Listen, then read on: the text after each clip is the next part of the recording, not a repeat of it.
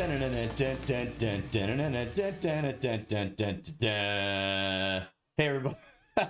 Man, that was dumb. Hey everybody, how's it going? I'm Rabbles. I'm your DM. I am your GM. I'm your referee. I am just a dude on the internet running video game stuff and D&D tonight. And this is the party. Hey guys, how's it going? I think I'm gonna put you all on the spot and make you introduce yourselves because there's reasons. Hey, I'm Allie. I play Moxie. And this week, the drip is the unicorn aesthetic. Killing it. I'm Samir. I play Fignacious Mangelbopper, the most glorious character ever created. My name is Greg, aka Pez, aka Yurgriff Anvilhands, the only smithy you ever need in the town of Oakshire. I do declare. And I'm Frank, and I play Raymond. And this is Rabble Rouzers. Right. This is us. This is everybody. So this is our second live stream. We had a live stream not too long ago. We turned it into a two-parter and cut it up and threw it onto YouTube and podcasts all over the place. You can catch episodes 1 through 6 all over the place right now. And this is episode 7/8/ whatever it ends up being for length. Who knows? We'll figure it out. But most important thing is it's time to play some D&D. We've been waiting for so long, and all we want to do is play D&D. So we're going to do that. A very brief kind of catch up for anybody who's just joining us for the very first time ever. Welcome to the town of Oakshire. It is in the land of Damara, on the far eastern side of the continent of Faerun. It is a cold and dreary place. Typically, it is the end of summer now, so it's actually not too bad, but you know, that's kind of like fall, I guess, for everywhere else in the world. It's really cold usually. We have a team of would-be adventurers who kind of came together as acquaintances and have no idea why they're with each other, but they are. And they decided to try and help a town in need by saving a child. And in doing so, they discovered some weird stuff going on underneath the town, underneath this temple that's under the town. After a few days of doing some things in town, which, you know, right now doesn't matter so much, they made their way back into said temple after a B&E into somebody's house that was not their own, finding a passageway that takes them back downstairs into a place that we once knew as the ass basement and then the sub-ass basement. And following adjacent through a door into the, well, I guess it's still the sub-ass basement, they found themselves in an underground place. What it is unknown to them, but they have come across symbology of a couple different things. There is a lot of things that have to do with the worship of dragons, and a lot of things that seem to have to do with the worship of an entity named Baal, which the group has learned that that person or entity is a member of another group called the Dead Three. And after making a choice to go through a door to the north instead of the south, they made their way down a hallway and into a room. And inside that room, they found a still kind of burning fire pit with no fire but embers still burning in it, a metallic cage in the middle of the southern wall with a giant gaping hole in it that stand empty, and a small wooden bench that had a bunch of stuff kind of on it around the cage.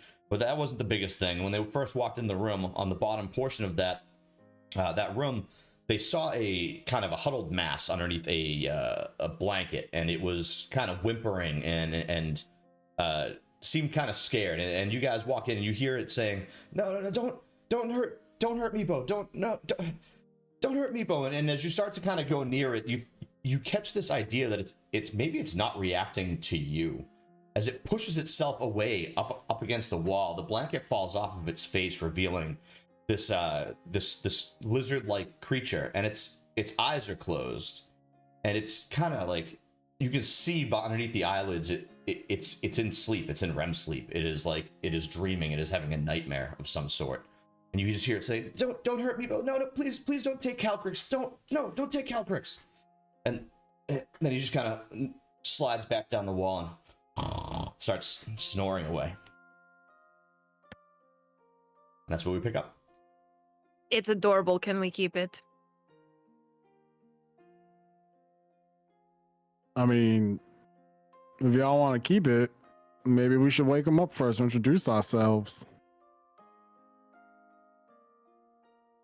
Why would you name your son Cowpricks? It's such a mean name. See? He also said Meepo, so I don't know which name it is. And is that Cowpricks one word or two? From what you heard, you're uncertain. It just kind of in this sleep state was kind of blabbering on about something and said, "Don't take Calcrix." Yurgriff walks over and wakes him up. And as you kind of walk over, you bend down and give him a little nudge, and you see him. His eyes open. He just looks up at you and says, "You're not one of them, are you?" Now, about one of them, you mean one of the best goddamn smithies you've ever come across, then yes, I am one of them. But if you do not mean that, my friend, then no, I am not one of them. The name's Yurgriff Anvilhands. It is a pleasure to meet you. I don't entirely understand what you're talking about. Where are the others? And he looks around and then he sees the three of you behind Yurgriff. And now he actually does look a little scared, and he kind of he's already up against the wall, but he really backs himself into it and starts to nudge himself towards the corner as best he can get. Hello, Meepo Raymond Depot. walks right up. What? Raymond's gonna Go ahead. walk up and he's gonna what, how big is this creature? He's pretty small. Maybe 4.5 feet tall. Okay, that's what I kind of figured. So, No so offense, Ray Yurgriff. is going to Ray is going to walk up and get down to his level, and he's just going to say, "Yeah, is Cowpricks one word or two?" Cow pricks? No, what? And you see him look over towards the cage to the left as you say that name, and he you see it his eyes start to well up a little bit, and he just kind of purses his lips. You said Cowpricks. No, You said Cowpricks. Do you like Cowpricks? No, Calcrix. It's my dragon. They took my dragon. You're not one of them, are you? You have a dragon? Yeah, he's just a little guy. I had him, and the tribe's real pissed at me for losing him. Well, what did you do to lose him? I was just sleeping and as normal, and some goblins snuck in through one of the side doors, and they were with some guy, some gnome, and they held me at spear point, and they took the dragon, and by the time I was able to get a voice out, they had already gone. And the whole tribe blames me. Well, why were you sleeping when you were supposed to be watching your Cowpricks? It was nighttime. It's not like Do you not sleep a at night? dragon. I don't really sleep. Do you have a dragon leash or something? I mean, he's in a cage, and he points to the cage over there. As, a single tear kind of rolls down his eye as he looks at it. Yeah, so why'd you name him Cowpricks? That's a pretty mean option. You could have gone with something else like Steve or Harry or I don't know. Marty? Yeah, Marty. Marty sounds like a decent one. That's an option. You went with Cowpricks. Meepo don't know. Yours drill probably knows, though. I didn't name him. What, did you suddenly forget how to talk in regular English? Now all of a sudden you're using broken English? What the fuck? No, I've said but 2 sentences to you. You're not this cute. I'm done with you. anymore. And Raymond walks away. I established mind link with this dude, and I repeat the question, and I say, and he can't tell that it's me, right? He just hears a voice in his head, Correct? and I say, answer the question you want to. Is Cowpricks one word or 2? You see him look around. And he looks at Yurgriff, who's the only other person who's close enough to him, and says, and kind of just gives you one of these like squinted eyes and says, one word. Why?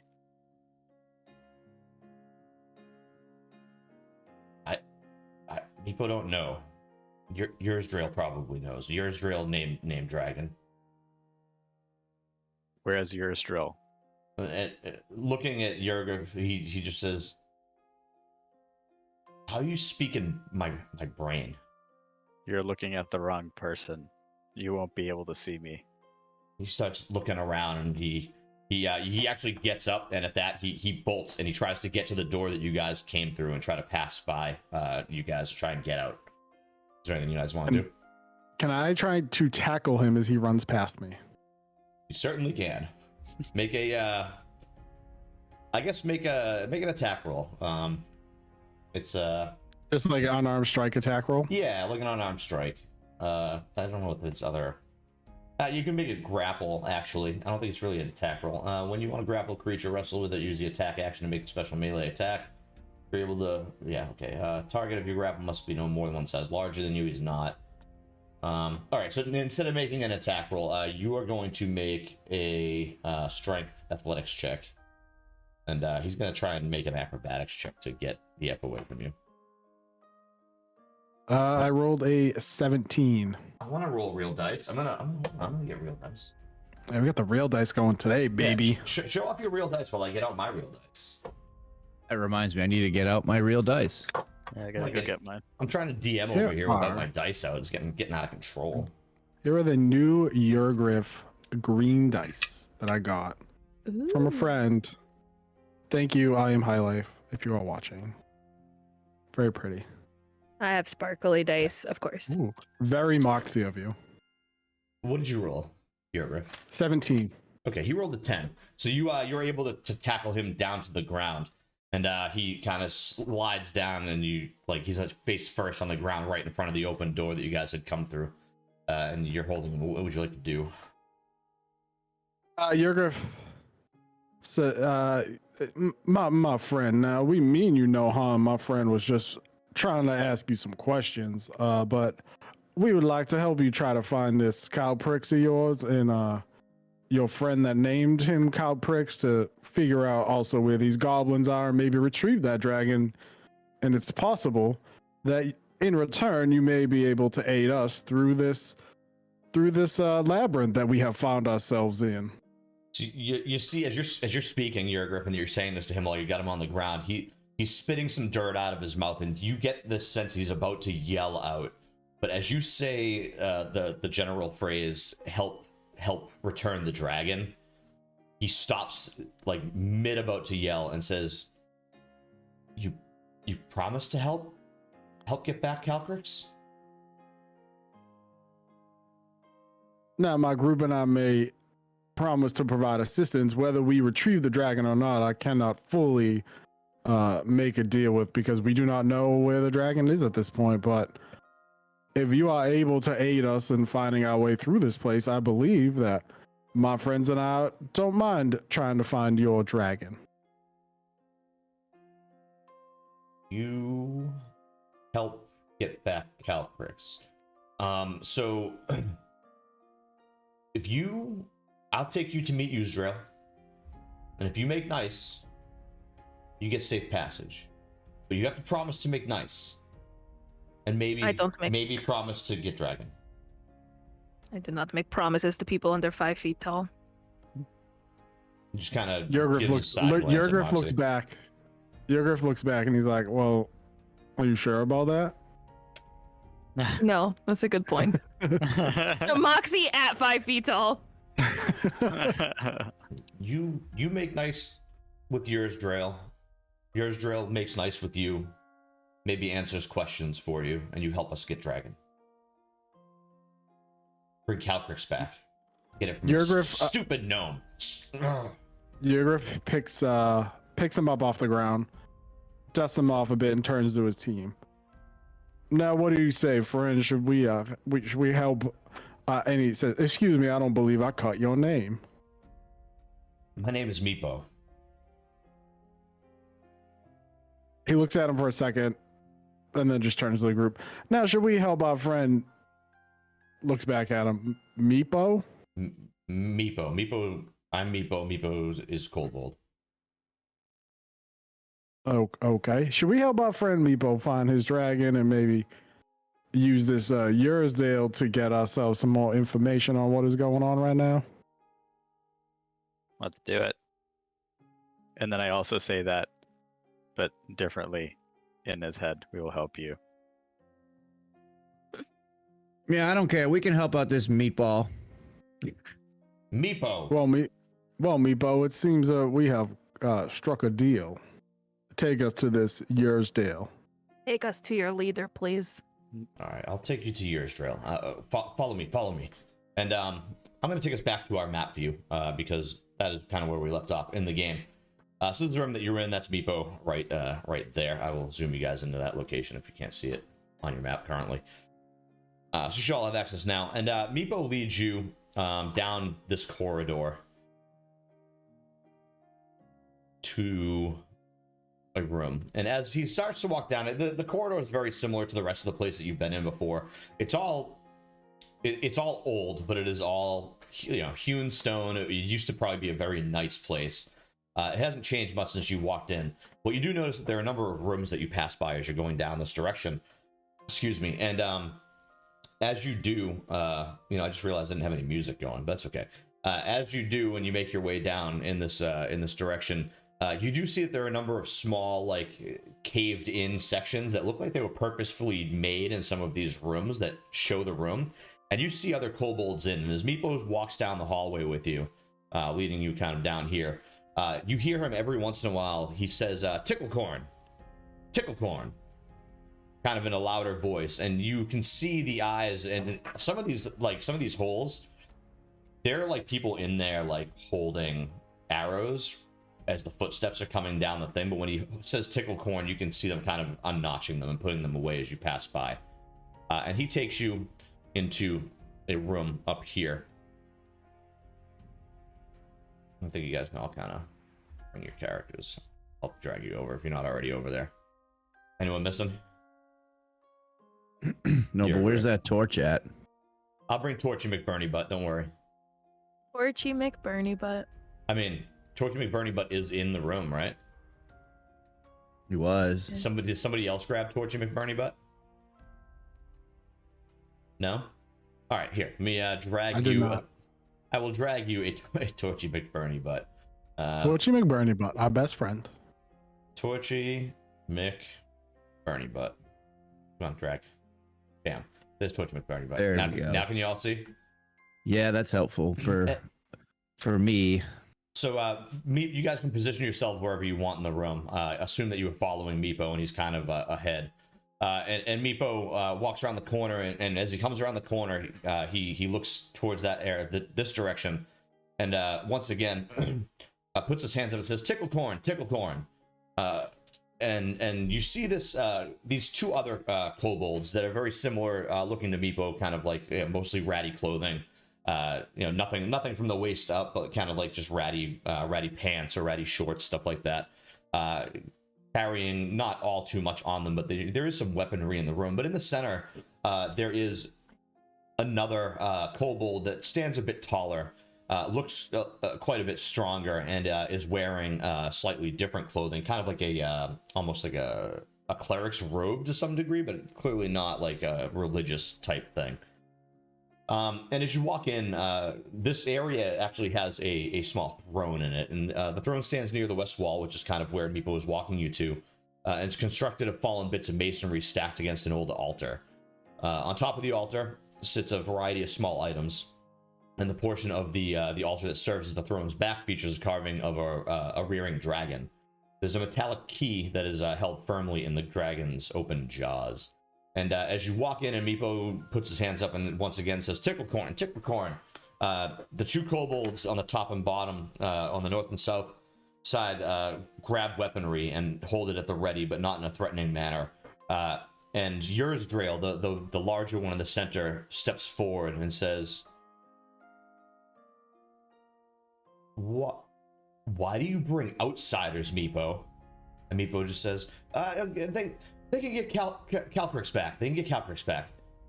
And she looks at him very,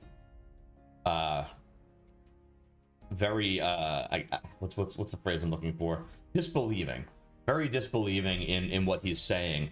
And the two kobolds behind her kind of start to move forward, and she puts a hand up and looks towards the first person that she can see, which is in this case Yurgriff, and says, "What brings you here?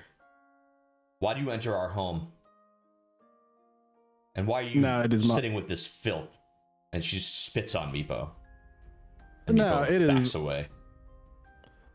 Yurgriff first wipes the spit off of Meepo and kind of like brushes his armor with it.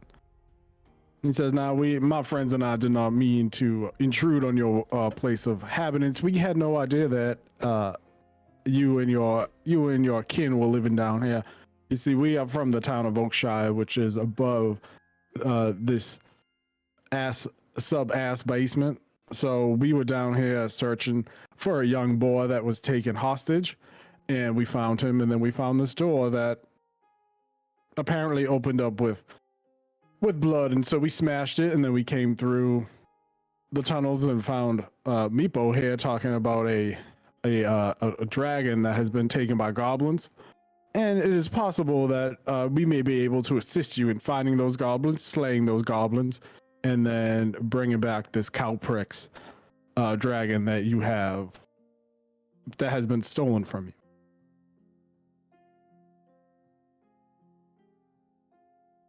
"We have no quarrel with you. And if you speak true, why do you bring a demon with you?" And she looks directly at Moxie.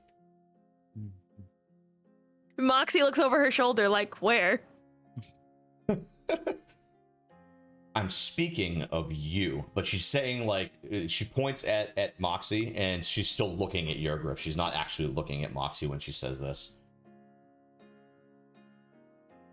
"Now, my friend, if you would like to find your dragon, I will need you to pump the brakes on talking about my party members. You see, we are just a bunch of traveling adventurers. We have stumbled upon your inhabitants. But if you should continue to insult the people that I do make friends with, we will say good day to you, and you are left to find your dragon on your own." I look over at Moxie and Raymond. I say, "We're friends." I look over at Fignacious and I pet him on the head and I'm like, "You're not a demon, you're just a wizard. She doesn't get it." Make a persuasion check, Yurgriff.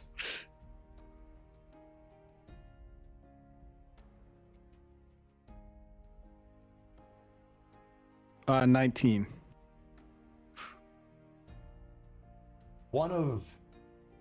She still doesn't look at Moxie, and she doesn't speak in the same type of tone, but she says one of her kind came here with them and took our dragon. Well, maybe they deserved it. Racist. Now she looks directly at you, Moxie, and she says, "Oh, you do not have to move your eyes. Hello."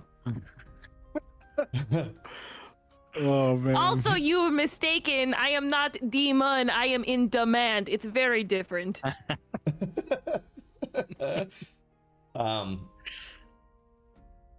She just looks at you with this kind of semi look of almost anger and a little confusion as to what the hell is going on. And she turns back to Yurgriff and just says, "You would find our dragon and bring him back here. Yes?" "Now, my friends and I will do our best to locate this dragon, slay these goblins, this tiefling fellow that aided them, and bring this dragon back. However, my friends and I do not do these services for free. So we must talk about what kind of payment would be adequate for a quest of this size." Tiefling. and looks back at Moxie and says, "That's what you are, not demon, tiefling. What is this? What does tiefling mean?" So now you're just going around telling people things that you don't even know what they are. Tiefling is a race. What are you, kobold? We are kobold. Okay, it's the same thing. It's like a race. All right. I can offer. I wish I was a demon. I can offer information. I can offer directions. Value. You want me to get a dragon back for information and directions? She looks around the room and she pulls out a small coin purse and starts thumbing through it and says, "I can offer gold."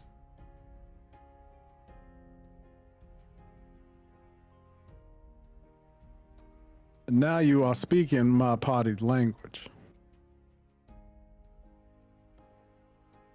Raymond steps forward and he says, now, we're gonna need some gold, no doubt. That better be bigger by the time we get back here. But more importantly, what kind of information are you offering? That's what's most important.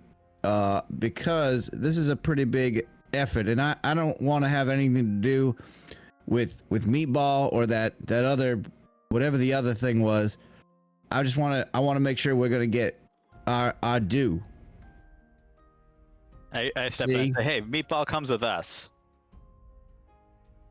Yeah, I mean, we can get you cow pricks all day. You know, I'll go get you like 5 cow pricks right now. But the bottom line is, we need to establish what the payment structure is. All right, this is a lump sum. We're not going to do some monthly payment for like the next 20 years. No, you're going to give us a lump sum, and then information. We got to know what kind of quality information you're giving us to determine if we're going to just accept this gold.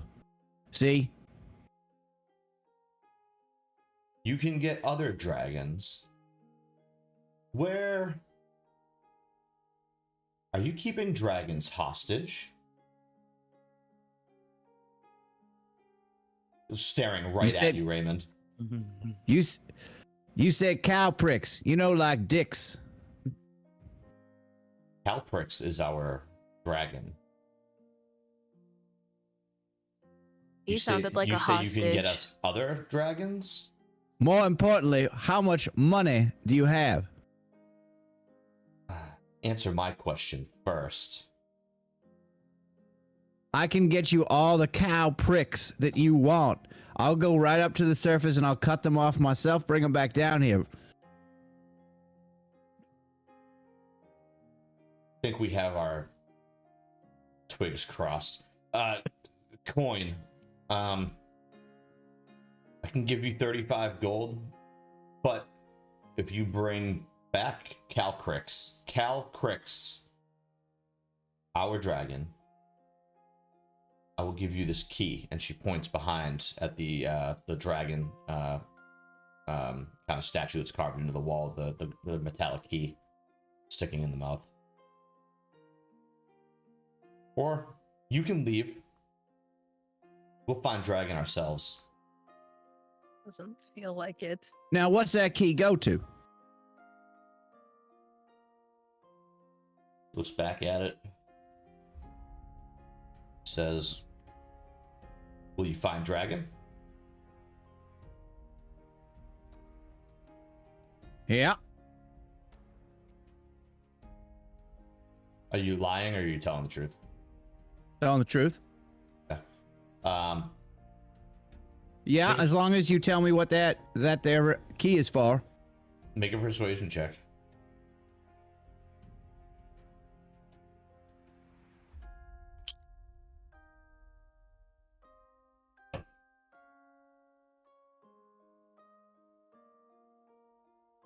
Ugh, abysmal.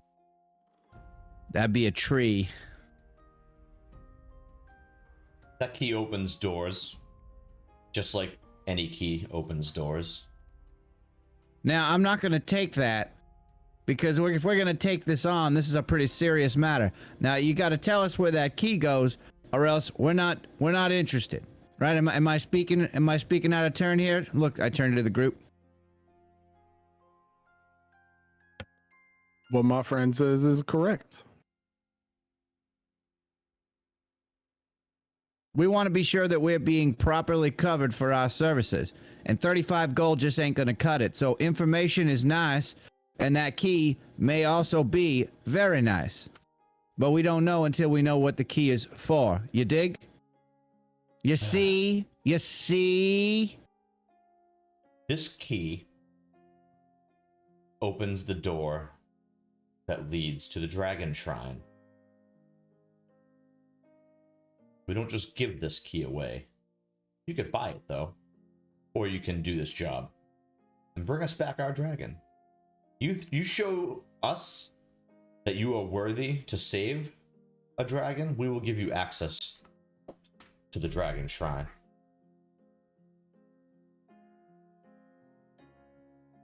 Now, before... Yeah, Go ahead.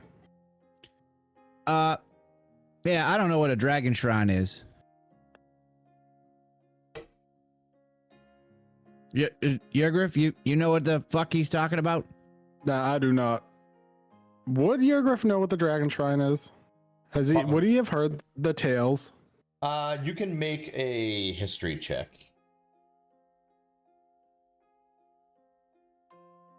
17. Okay. So like most things in the area of Oakshire, a lot of information that is kind of passed around, either through the bars or just through people who have been here for a very long time. There are little bits and pieces of things, and there are a lot of ruins in the forest, which is where why a lot of adventurers come here or come to the region, so they can start going through those. And you do know that things about dragon worship have been found in the area for sure. You've never heard of a dragon shrine necessarily, but definitely, like, so far being through this place that you're in currently, you've seen a bunch of draconic that's been written on walls.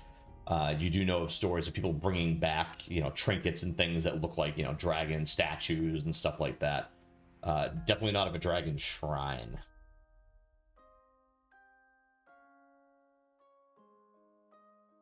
Now, as I have been in Oakshire for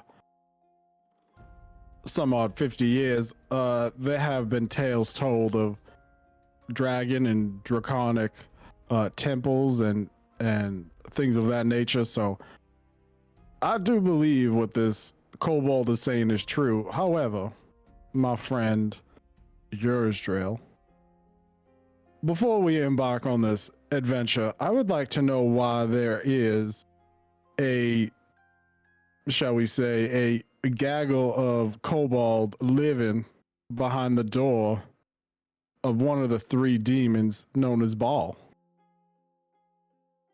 We moved in here 15, 20 years ago. There's another space underneath this place. We came in through the forest, but we've been kind of trapped here since the goblins moved in. And then the dirty worshippers of whatever that creature is that you speak.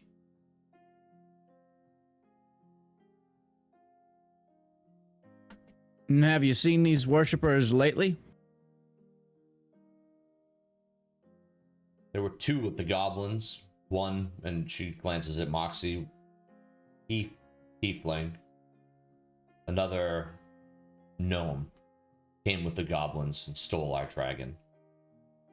We followed them to the recesses beyond where we are allowed to pass for fear of reprisals from the goblin horde.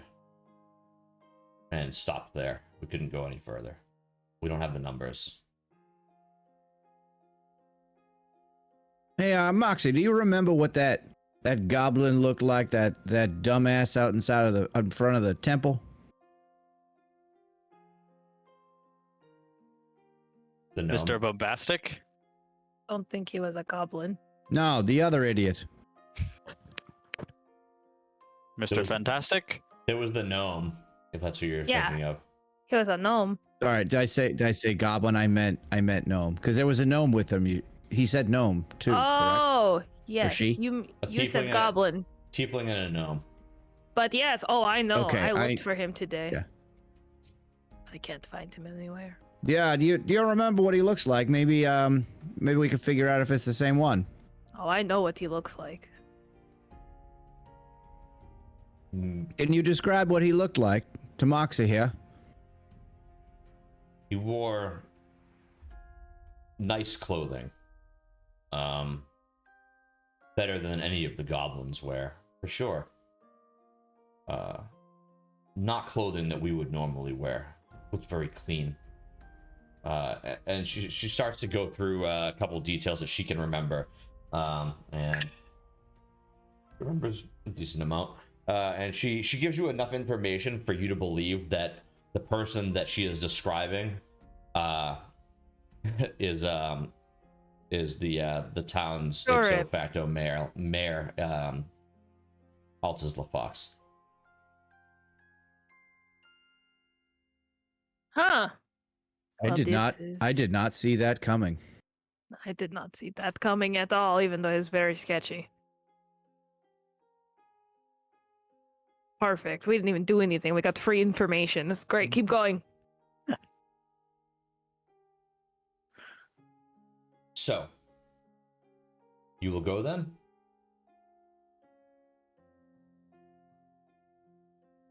Let's go on an adventure. I'm tired of talking to this racist.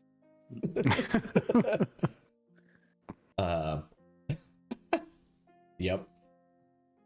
So, Threw the DM for a loop. yep. Yep. I feel like that's just what I'm here for. You're welcome. You Hank killed it. You are very good at it. So, for the sake of this, she says, she looks at the two elites, and first, because she does recall somebody mentioning Meepo, and she says, but Meepo stays here. Why? Meepo is under punishment for loss of the dragon. Question. Pick me. Don't you think it's punishment if he has to stay with me? Her eyes roll a little bit, and she says, Meepo, you I'm shall his new go with master. them and lead them to the area which takes them to where they stole away with Calcrix. Tell me, Bo, I'm his new master. That's his punishment. Make a persuasion check. Oh, I'm good at those. Yes. Tell him that I'm his new master. Persuasion is unnatural 20. Jesus. Okay. She says, Meepo, you follow as far as you can to the edges of goblin territory, and then you return. You tell the guards by the cages to guard that door in case they come back. Meepo just kind of just nods his head and doesn't say anything, turns to you and kind of doesn't really know what type of a face to even give at you, just because this is very weird for him right now. He doesn't know what to do with himself. But he begins to, he kind of gets up next to you, Moxie, and begins to say, this way, I'll take you this way. Let us go. So there are a number of rooms you guys pass by. If you want to check any of them out, you're more than welcome to. But otherwise, I can continue the movement to where he's going to take you to. Yurgriff's good. If you guys want to check rooms, go I'm for it. Don't care. Move on. Don't care about the rooms. All right. Nope. Was that a DM hint to check out the rooms? No, it wasn't. I just wanted to Okay. make sure you guys have an option to do whatever you want to do. So he takes you back into the area where you first met him. Once again, as he's kind of on his way there, he continues to shout out, "Tickle corn, tickle corn." And he gets up to this door right here and says, "This way, follow me." And he pulls a key out of his pocket. And he unlocks the door and whoops, I'm trying to move myself around, and lead you through the passageway to this room here. Through the doors, up down like this kind of just very narrow hallway, up into this room. And he says, we've seen really weird things down here. The reason she was upset when she saw you, Moxie, is it? Moxie? Is Yes. that there have been demons sighted down this way, and dead things, and they break through every once in a while. So I think when she saw you, she might have freaked out a bit. She's a good leader, and my punishment She is just. spit on you. I deserved it. I lost our most treasured possession. You sound like you had a dragon in a cage, and I don't think dragons like to be caged. He just shrugs. So as you're discussing this empty chamber is home basically only to rat droppings. This crumbled flagstone and stains all over it. There's a door to the north that leads into another space, but that's all that's really in here. And Meepo just kind of like, as you guys start getting close to that door, Meepo backs away from your group back towards the door he came, and just says, Meepo will not go in there. Why not? I just told you about the demons. So why will you not go in there? That has nothing to do with you going in there. Is there are demons in there? I won't have nothing to do with it. Please, I'm a demon. You're fine. Let's go. You're a demon? You have to make a persuasion check. He's refusing to go. So that's a natural 20, so 26. Okay. He I would looks move my at- camera, but I'm afraid. He looks at you and it's fine. He looks at you and congrats on the natural 20. And he My first one, I think. Oh, Nice. is it your first one? Nice. I think so, of the campaign. And he just like, he looks at you and he just looks kind of scared, but he like grabs onto your coattail essentially, and like he stays real close to you as you guys head into the next room. Yes. Before we do, I'm gonna Sure. but just ask. I'm gonna ask him a question. Yeah. What kind of demons are you saying that there are in here? Do you know what kind of Why am I talking like Yurgriff? What the fuck? Dude, the southernness now- infects everyone. I know it's very infectious. Sorry. It really is. Yeah. See. So, what kind of demons are we talking about here? We've seen bones that have come to life and have come through the doors with swords and shields. We've seen rotted corpses walking through these weird bulbous, really small bulbous creatures that look like very, very fat people, but like, I don't know, they're very scary. They're tiny though, they're small. Nothing a little firebolt can't fix. Yeah, sounds about right.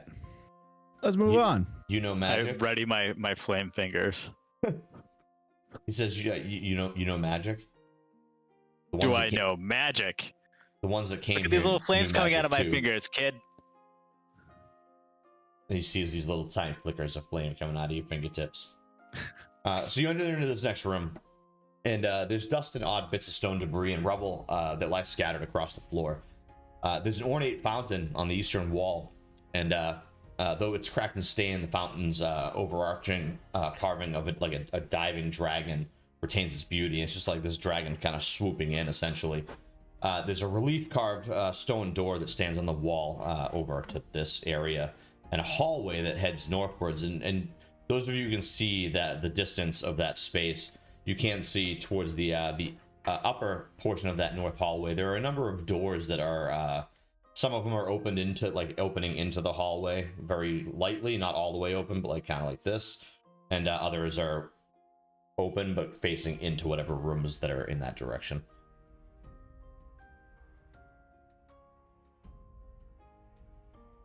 I take my mage hand and put it on Meatball's shoulder. And just give a little pat, little squeeze, reassuring squeeze pat. What's it smell Friendly like? mage hand. What's it smell like? Today it smells like it's the rules are like the last thing I ate, right? Yeah. It smells like grilled paneer, which is tomato sauce, onions, very like spicy Indian food. Yeah, he gets a waft of it, but he looks at it, and when he sees it, he doesn't entirely freak out by it. You watch as he snaps his fingers, and from his fingers as he snaps, a very tiny hand grows out of it, and the spectral mage hand appears that he has. Well, I high five. I use my mage hand to high five his spectral mage hand. His mage hand puts a fist up to your high five because he doesn't know what that means. And then I switch. I do the Snoop Dogg switch. Boom, right into fist bump. Perfect. And then he goes. You He goes, didn't go turkey? I thought you were gonna go with the turkey. You know. I gotta establish some cred with my bro here first. So we get a little bit of the this, hand and then a little bit turkey. of this, and when you do that, his goes. He gets the fist bump. He doesn't get the high five. That's not a cold bold thing, apparently. But you find yourself in this room. What would you like to do? Nice.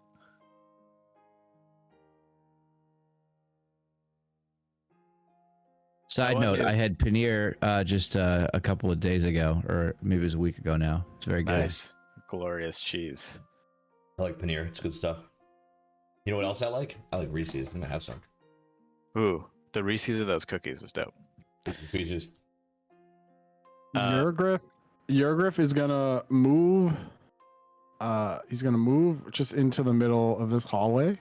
Okay. Right here, and what's he see? Is that a closed door on the left? I'm trying to click on OBS. It's not going anywhere. I don't understand why. It's not working. The middle of this hallway, there is another door. It is just a closed stone door to that left side there. I'm gonna go open it. Okay. As you go to, let me just double check. As you go to open it, there is an empty chamber. Again, just rat droppings and crumbled flagstone stains, stuff like that in the room. All right. I shut the door, move back into the middle of the hallway, and wait for the rest of my So team. what's your passive? Actually, your for that specific room, your passive perception is high enough. You do notice that there are some tracks in the dust, and it looks like some of them were made by rats and some were made by humanoids.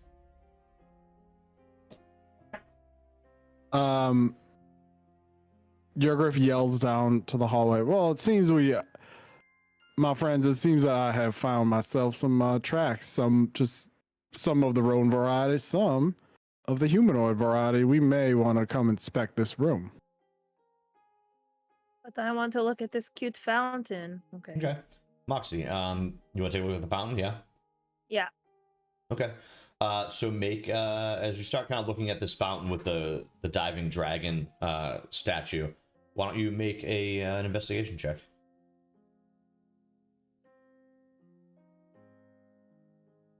Uh, 15. Yeah, +3. Cool. So you're looking around the whole thing, and you're kind of trying to get a general sense of like the fountain itself and the stonework that's around it. And you do notice one thing as Yurgriff yells out that he found some tracks. You do notice that on the same floor, passing in the direction that Yurgriff had went, there are some tracks in the ground. But that's kind of not what you're looking for. So you turn back to the fountain and you start looking around. You notice that there's like a thin layer of like scum, I guess, that coats the fountain's basin. But otherwise it's dry. There's no water in it at all. And as you kind of start to look at it a little bit deeper, you notice that there is a mostly worn away inscription in Infernal at the basin's front. And you read Infernal. So you read it and it says, "Let there be fire." I read it in Infernal to everybody, and then I was like, ha! Guess what that means? Fignacious! As Fire! as you say it, out loud. Raymond responds. I actually knew that. As you say it out loud, before they respond to you, the second you say the words out loud, the magic fountain, this magic fountain functions, and this reddish liquid begins to come pouring out of the dragon's mouth and slowly accumulates at the bottom of the basin. And then Figgy and Raymond start to pipe up.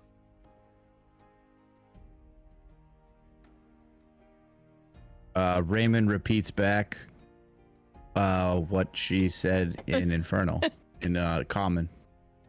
I'm just like staring between them. I'm like, I already knew that you spoke that. This wasn't for you.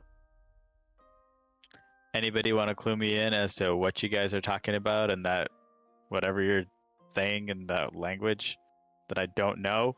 He just translated it for you. Oh, I thought you said it in Infernal. Back to her. No, I said it in Common.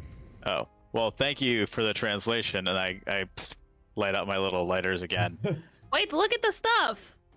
Do you have like a little cheese holder that we can catch this stuff in? Taste it. What is this stuff? And I don't put my know. It hands looks there like to see if fire. it's hot. No, don't touch it. As you touch it, nothing happens to you. But it is this red, kind of semi-viscous liquid. Yurgriff, you do hear water pouring, echoing down the hall towards you from that direction. Or not water, but some sort of liquid, obviously. I take out slice off a small piece of non-magical cheese, and I dip it, and then I eat a piece with it on. Yeah, you eat it, and almost immediately you burp. And as you burp, you breathe fire out of your mouth. But just a small little poof of fire comes out of your mouth. Fire comes out of your mouth and not just your fingers? I thought you were gonna say my butt, but my eyes light up, and then I look for a vessel with which to carry some of this liquid. And do I know anything about this? Can I do a check of some sort? You can do an Arcana check based on what you just burped up. And in terms of like a vial or something to carry it with, that's what you guys have in your inventory. You'll have to search that out. All right, I got an 18 on the Arcana check.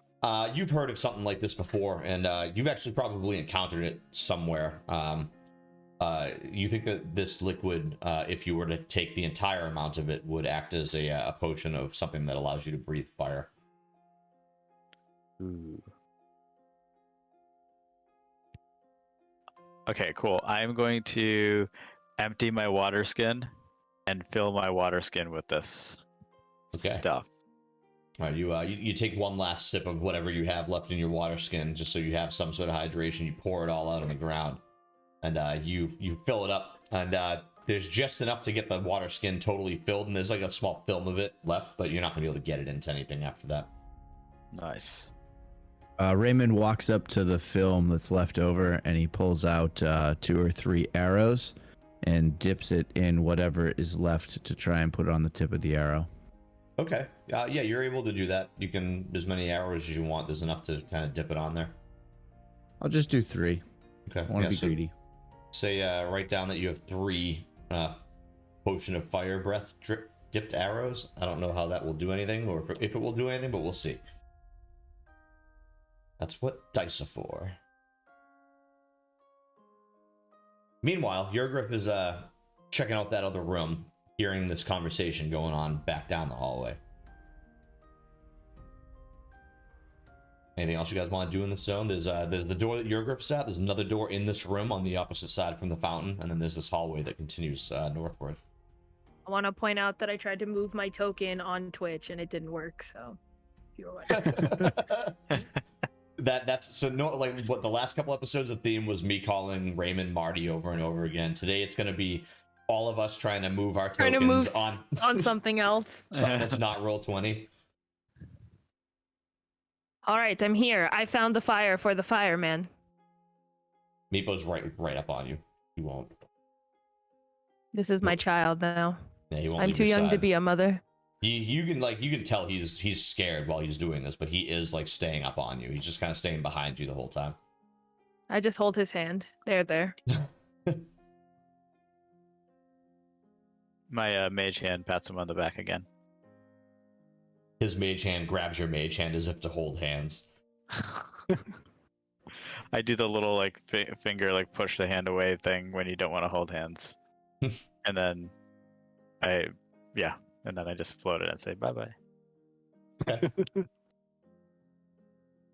All right, what did you Raymond find? wants to. Never mind. Go ahead. No, you go.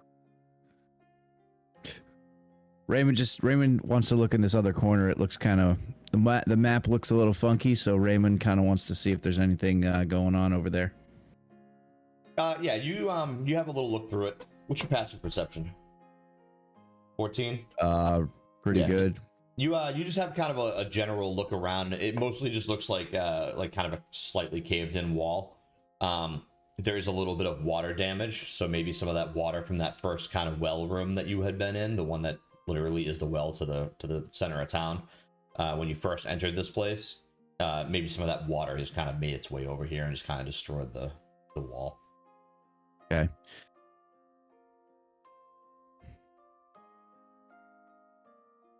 So, Yurgriff, in this room, can Yurgriff see where the tracks are going? I know I'm here by myself, but he doesn't you care. can make a survival check, please.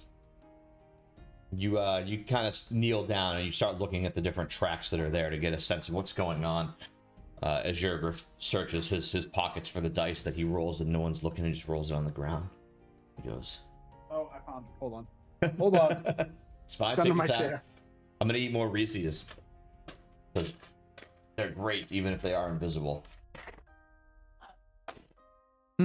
That's funny. Let's see. Would you say survival? Survival, please. 12. Okay.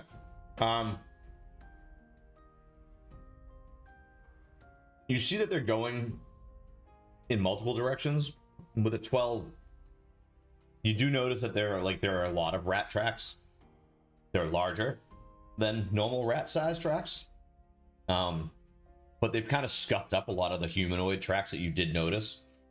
And you're unable to ascertain kind of which direction the human tracks were going. You know that they are in here, so they passed through in one direction or the other, but... Do I, with my dark vision, do I see anything else in the room? Any doors or anything? There is another door. There's a door to the north up here.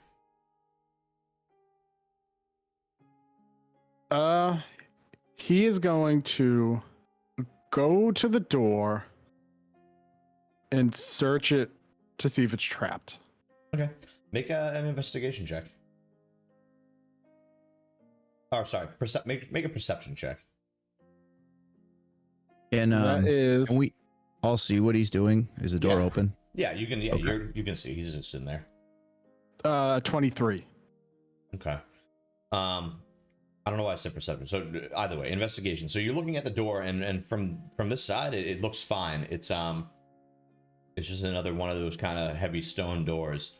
It is closed. You don't see anything going on the side of the door.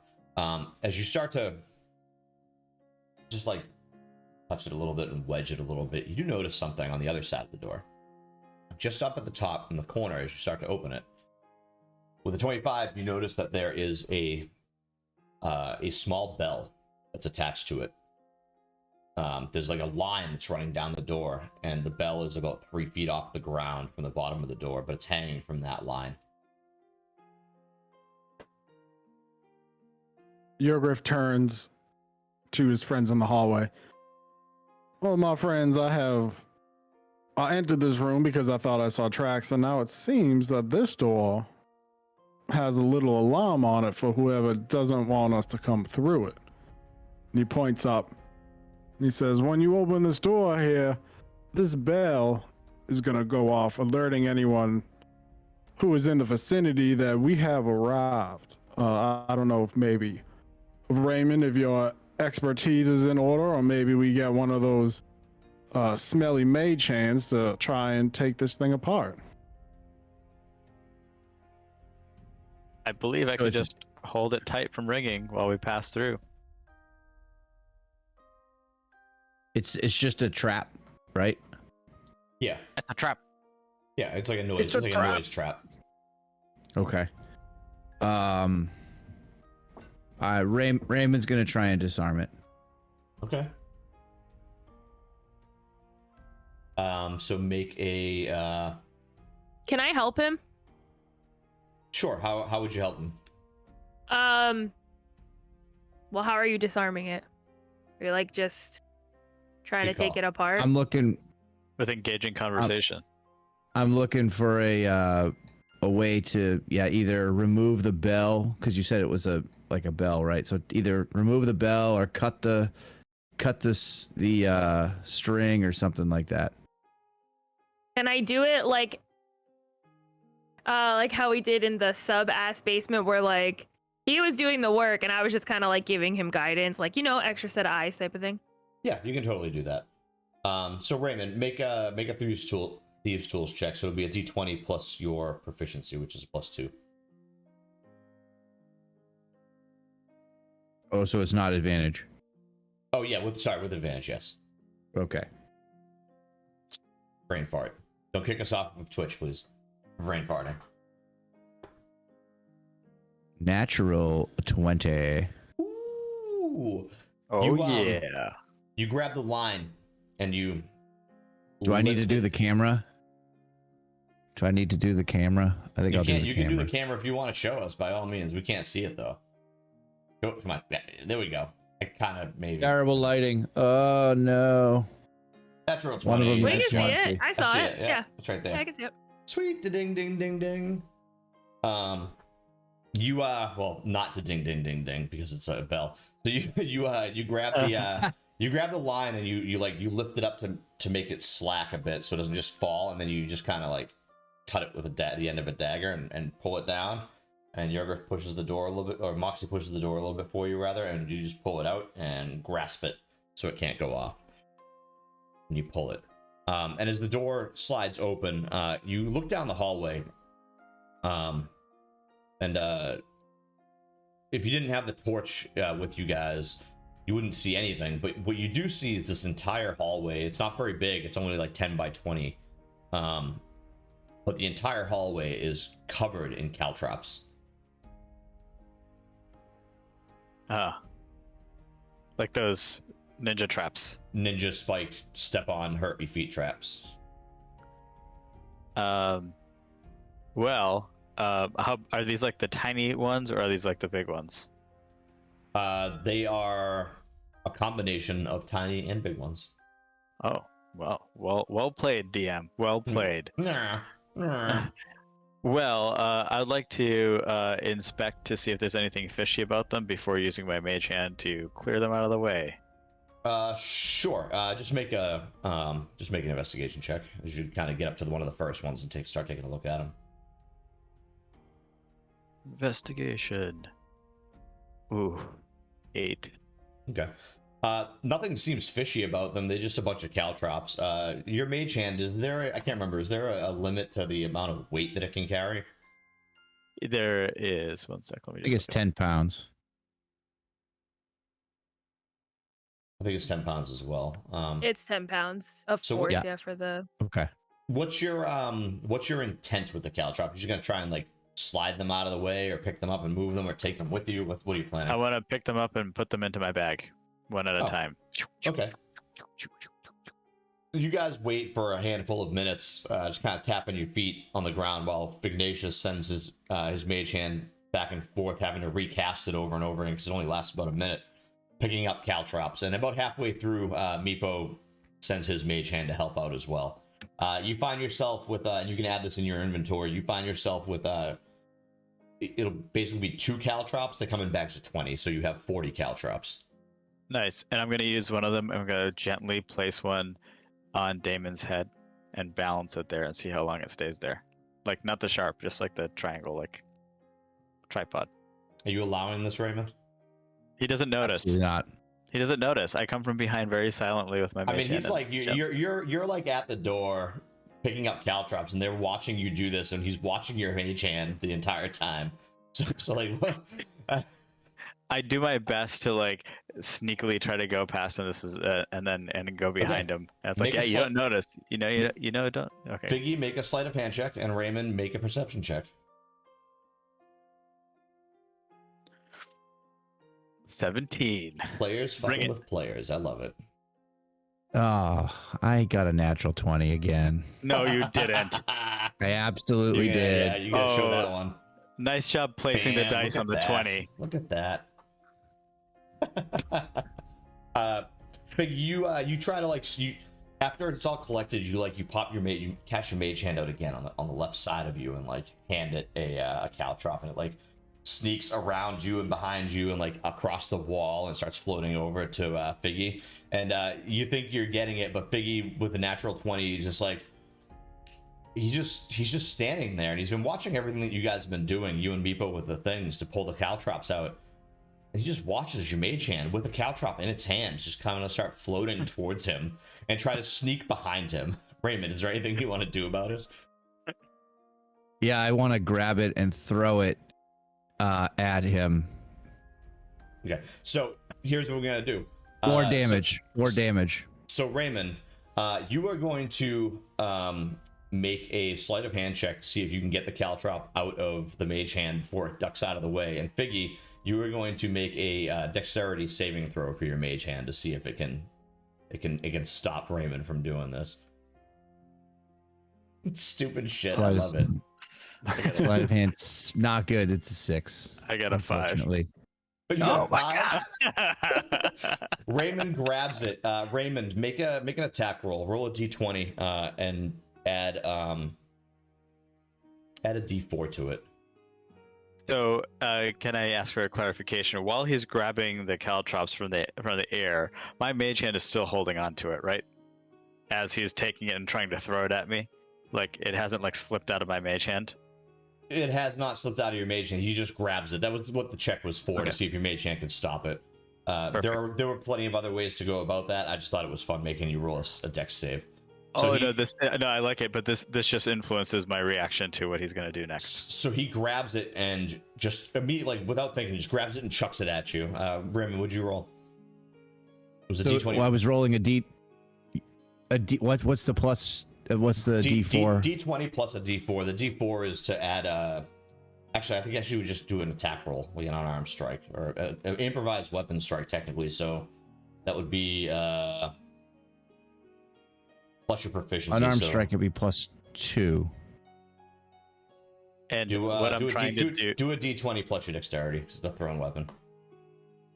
I'm getting myself all backwards here. Sorry. 19. Okay. Does that hit your AC, Piggy?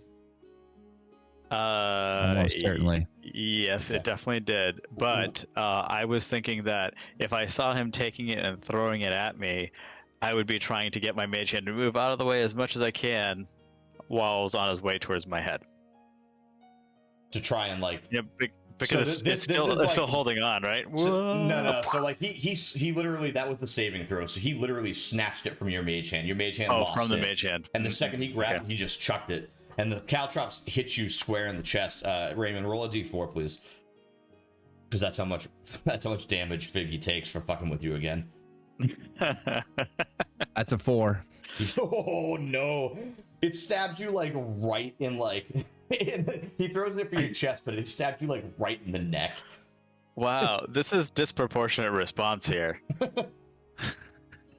All I was trying to do is put an ornament on the Christmas tree that's Damon, but instead he tries to impale me in my chest with a caltrops.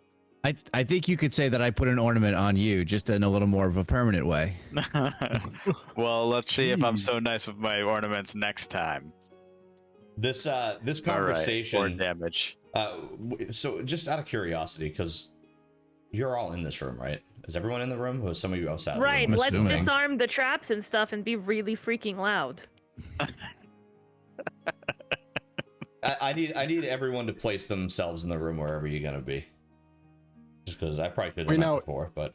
And now we're not through the door yet, right? Not unless you wanted to be, no. So I will stay right where I was initially. Okay. I'm gonna go to this corner as I'm dripping blood all over the floor. Wasn't Figgy at the door technically? Trying to move the caltrop. Yeah, Figgy would have probably been over at the door with Yurgriff. Moxie would have been close to you, Raymond, after you guys backed off. I would assume something like that, maybe. Yeah, that makes sense. I'll keep that thing there. But as this is going down, and Figgy gets hit in the neck with a caltrops and starts bleeding, and you guys start having this conversation about it being a disproportionate response. Yurgriff, you notice it. The loudness has drawn the ire of a couple creatures who were at the end of this hall, and at the end of that caltrops hall, there's a short wall that is there's no door. It's just literally a very short, like half wall, essentially. And two goblins stand up, and I can't get them to stand up. Two goblins stand up, and you guys can now see. I'll zoom you guys all in here. At the very least, Yurgriff, and you should be able to see it. And Moxie, if you move, you could probably be able to see it. They pop up with short bows drawn, and they fire them at one at you and one at Fignacious. So the one firing at Yurgriff. Can you make it so we can see through doors? In a second, I can. And the other one firing at Figgy also fails. All of a sudden, these two arrows just and fly out through the room and go right between the two of you, passing Raymond, is slamming into the wall behind, and they hit so hard that they actually ping into the wall, both of them at the south end of the room. Let me open up this thing for you, and then we're gonna roll some initiative because you guys got loud. Yurgriff turns to Raymond and Figgy. He says, "Now, I don't know why the two of you decide to be such morons, but when you're disarming a trap, it usually means there's someone on the other side. Next time y'all decide to disarm a trap and get really loud, I'm gonna kill both of y'all." I help. Choose me. I'm a demon, apparently. I help. Choose me. I'm a demon. I can't say anything. I gurgle a little bit because I have a caltrop stuck in my chest. Thanks to my friend.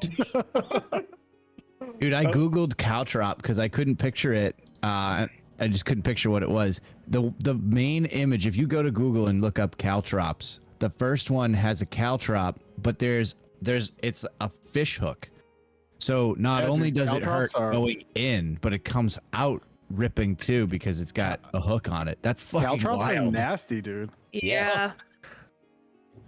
Yeah. Yeah. All right, can I get some initiative rolls, please? I'm gonna drop some caltrops down the back of your shirt. How was I playing that music last time I was playing music? I had music for the game when we were live. Tan. I think it should be in the thingy. 15. Cool. 15, Figgy? Terrible. And Moxie, since Meepo is with you, why don't you roll a d20 for me for Meepo? And I will 18. 18, okay. Damn. Pretty badass, Meepo. I feel like I'm rolling really well tonight, and now that we're fighting, I'm gonna roll like shit. Same. Okay. You guys wasted your I've already 20s. burned two. Yeah, I burned two natural 20s. So that means it's gonna be all trash now. All right. First up is Meepo. He got a 20 on that, and he just looks at you, Moxie, and he goes on your turn. I'll let you kind of decide what you want him to do. He does have a dagger that he can either throw or use melee, and then he has a sling on him. Okay. But he's behind you, and he looks at you and just says, "What do you want me to do?" I assume you want me to answer on my turn, or do you want No, me you to can do it answer now. It's his turn. Oh, just stay behind me and don't get dead. Okay, he pulls out a dagger and he holds it at his side, kind of waiting in case somebody attacks him. Yeah, watch the flank, Yeah, he just turns around and he's like, okay, and he's holding an action. If somebody comes at him, he'll stab him in the face, or attempt to stab him in the face. This goblin at the top of the hallway here, again, now that actually he looks and sees the caltrops are all gone, but he doesn't make any changes to his thing. He takes that short bow and he just says, shit, I missed the other one. And he fires it at Fignacious instead, because he missed Yurgriff in his first attack. And that is a 12 to hit. Yeah, my AC is 10, so it hits. Okay, so you're gonna take 6 points. Oh, sorry, no. Sorry, 3 points of piercing damage. As an arrow, right? Not like you get hit like in the neck by the caltrops here, and then in this shoulder, an arrow goes, and you just go ah, as you're like, gurgling out some blood from the caltrops. But that's its turn. Fignacious, the arrow passes, or sorry, that was you, Figgy. So it's your turn with an arrow in your chest, and a shoulder, and a caltrops in your neck. What do you want to do? I am going to use a potion of healing. Yeah, you pop it and tip it back, and I think we have our own rules for that, right? 2. I think with an action, it's just whatever the full. Oh, okay, so 10. Yeah, so okay, cool. So I'm back to max. That sounds correct, right, Steve? Yeah, I'm just double checking because we have our own homebrew mechanics section for this game. If I recall, I think it's if you use an action, you get the full effect. If you use a bonus action, you roll it. Yes. Okay. That is I'll correct. use my bonus. Because you guys don't have and a I healer, got so you 8. decided to do that. An 8, nice. So add 8 back to your health. Yep. So I'm back to full health. So do these things like magically just like pop out? Well, that's actually good. That's actually a good question. So, how do you how do you take your potion of healing, and B, what do you do with the bottle when you're done with it? All right. I poured the potion of healing into the gaping hole that was created by the caltrops because it's like a tracheotomy, anyways, right? Well, maybe Disgusting. not tracheotomy, whatever the other version is. And popped it in. I put the vial in my pocket. And then how I imagine myself to heal from these things is that like these things that have pierced my body start to, as smoke starts to rise from the wounds, they start to come out, and they go blink, blink, and they. Are you at full health now? Yep. Okay, so because you're at full health, that's exactly what happens. Both of them get pushed out as the potion of healing regenerates your body. If you were like 1 point under, I was going to make you keep one of the pieces in, and you were going to have to choose. So that was your action. You still have a bonus action and movement. That was my bonus action. I mean. Well, so it's your action to get the full healing. Oh, but sorry. So I rolled, and I got 8 healing, and I was at like 9 or 8 health. So it brought me back to full health. So yes. I rolled as my bonus action. Oh, okay. Okay, great. Yeah. Yeah. So you still have an action and movement. Right. So now I am going to cast. I'm going to cast Witch Bolt. Ooh. Yeah, Witch Bolt. 1d12 lightning damage on each of your turns for the duration. All right. So first, make an attack roll. So you roll your d20 plus 5 for your Witch Bolt. Yeah. Against which one are you attacking? Does it matter which one? The one on the right. This guy here, the one that just shot at you. Yeah, a little piece of crap. Okay. All right. So 22 to hit. So 22 definitely hits, and then on a hit, target takes 1d12 lightning damage. Yep, so 6 damage. So he takes 6 damage. Nice.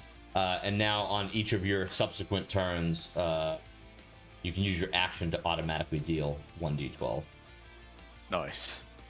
There's a bolt of lightning that's going between this mofo and me. So this lightning just blasts out and latches around this creature, and you hear it scream out in pain. As it does, you watch blood just start pouring down its face and out of its eyes. It's still alive. It does not look great. It's not happy about this, and it is this chain is attached to it, like lightning chain, but not chain lightning. That's a different thing. But a lightning chain. Well, I Emperor vibes.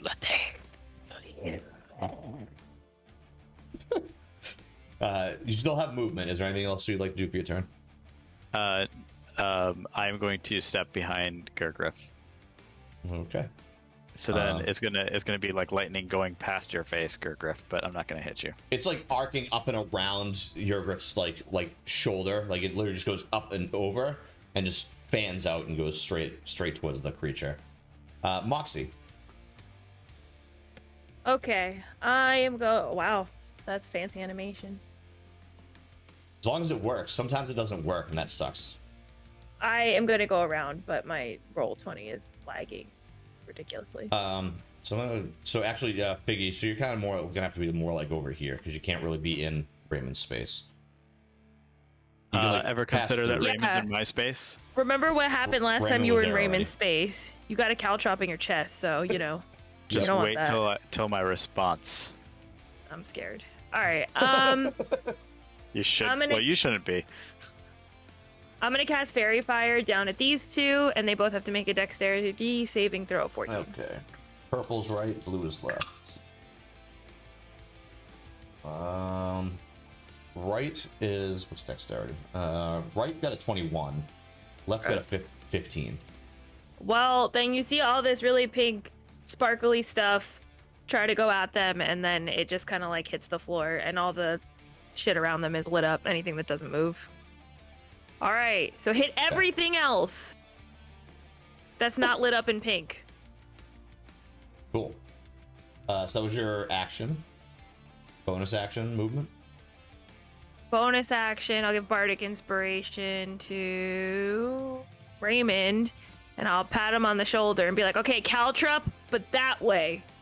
He doesn't have any. They're all mine. And I point at the goblins. Okay.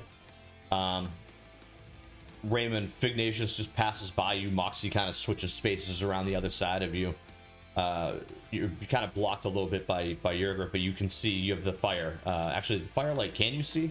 What do you see right now? I think I can press a button to see that. But all right, yeah. So you can see that there are goblins at the end of the hall.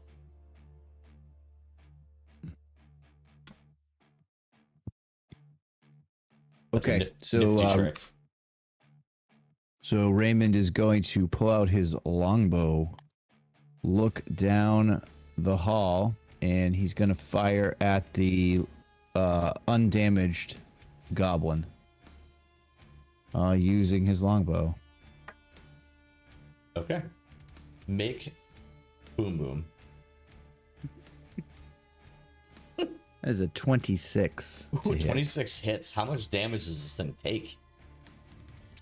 Probably not as much as everyone thinks. 6. 6 points of damage. So you launch your arrow down there, and this thing, very similar to the way the caltrop's stuck in your buddy's neck, your arrow sticks in this thing's neck, and it's just like, and it's spitting up blood. It's also still alive, but it's like clutching at its neck with one hand, and it puts its it lowers its short bow. It can't really hold on to it at this point because it's like ah. That was an action. What do you bonus action movement? I can't shoot the bow again for a bonus action, right? Correct. Oh, I forgot what I was doing. I should have sharpshooted that like I normally do. Fuck. You blew it. I blew it, or I could have used Hunter's Mark, or I could have done a lot of other things to make that better, but that's okay. But instead, you throw caltrops at my throat. That is true, and I'm going to do it again later. So that's going to You don't be have caltrops. my turn. Are all the caltrops gone out of the hallway? They are. Yeah, the hallway's All empty. of them. The hallway's empty. Ahead of you, you see the open door, the caltrops cleared hallway, and then there's like basically a knee wall essentially. I'm They gonna had been ducking behind.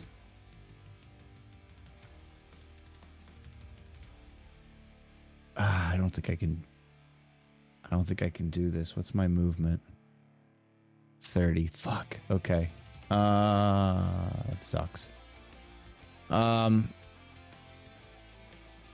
gonna run into the hall right about here. Okay. So I like halfway down the hall. I'm not on the goblins, but before them. Okay. No problem at all. So you start rushing up the hallway, getting ready to do some hand-to-hand battles.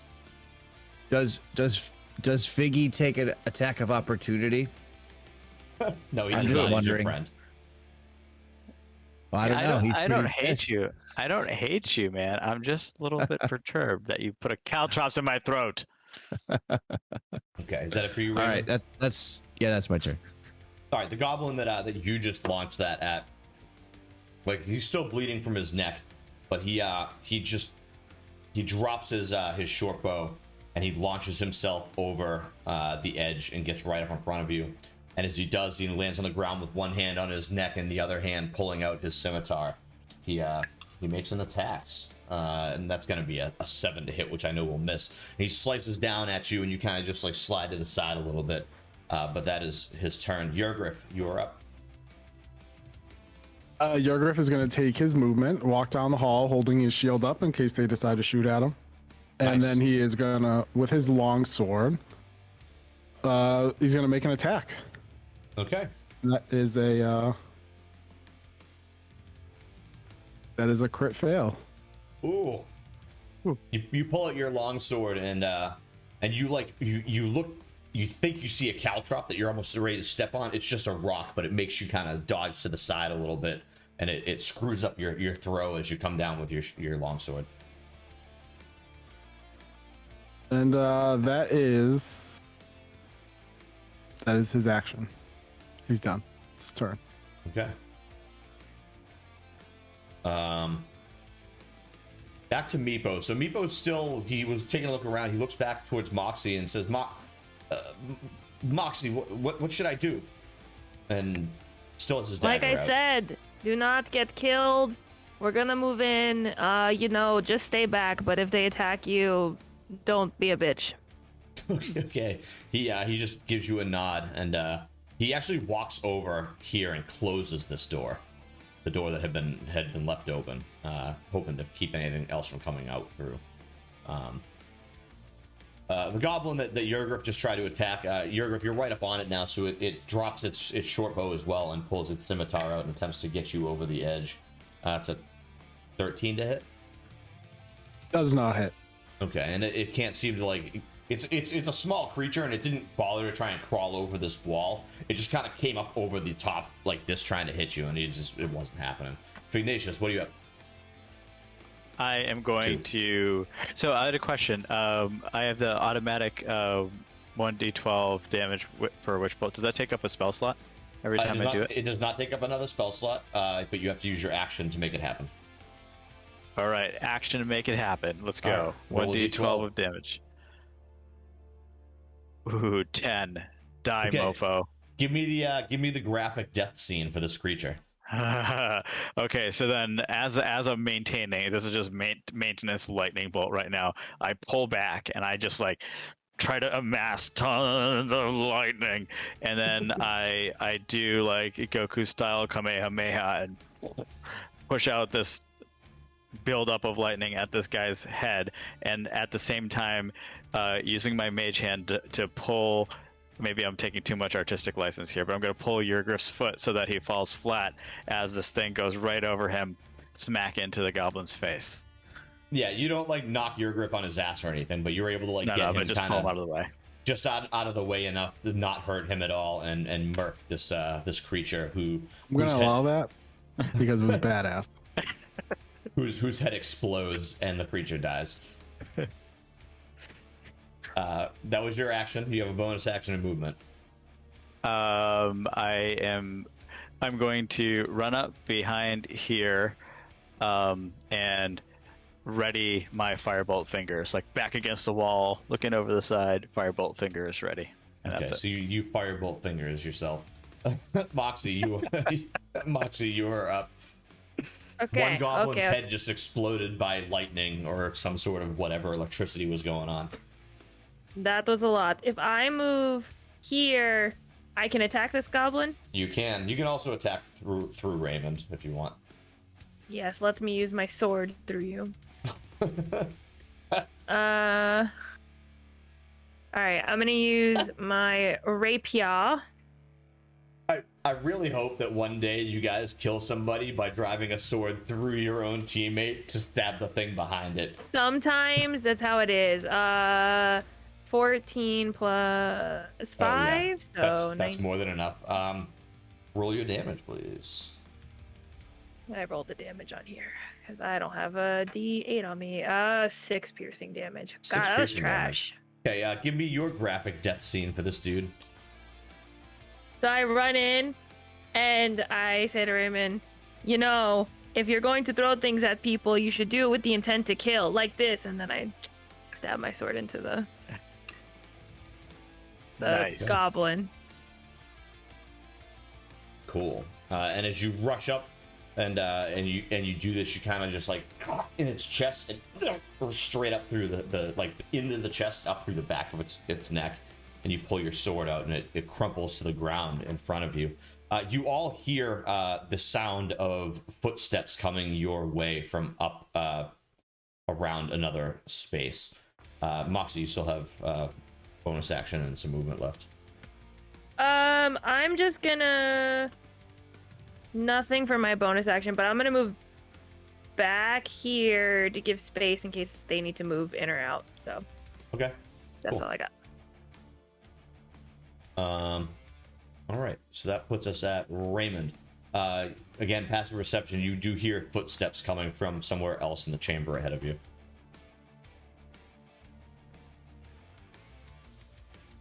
So Raymond's gonna run up. How far?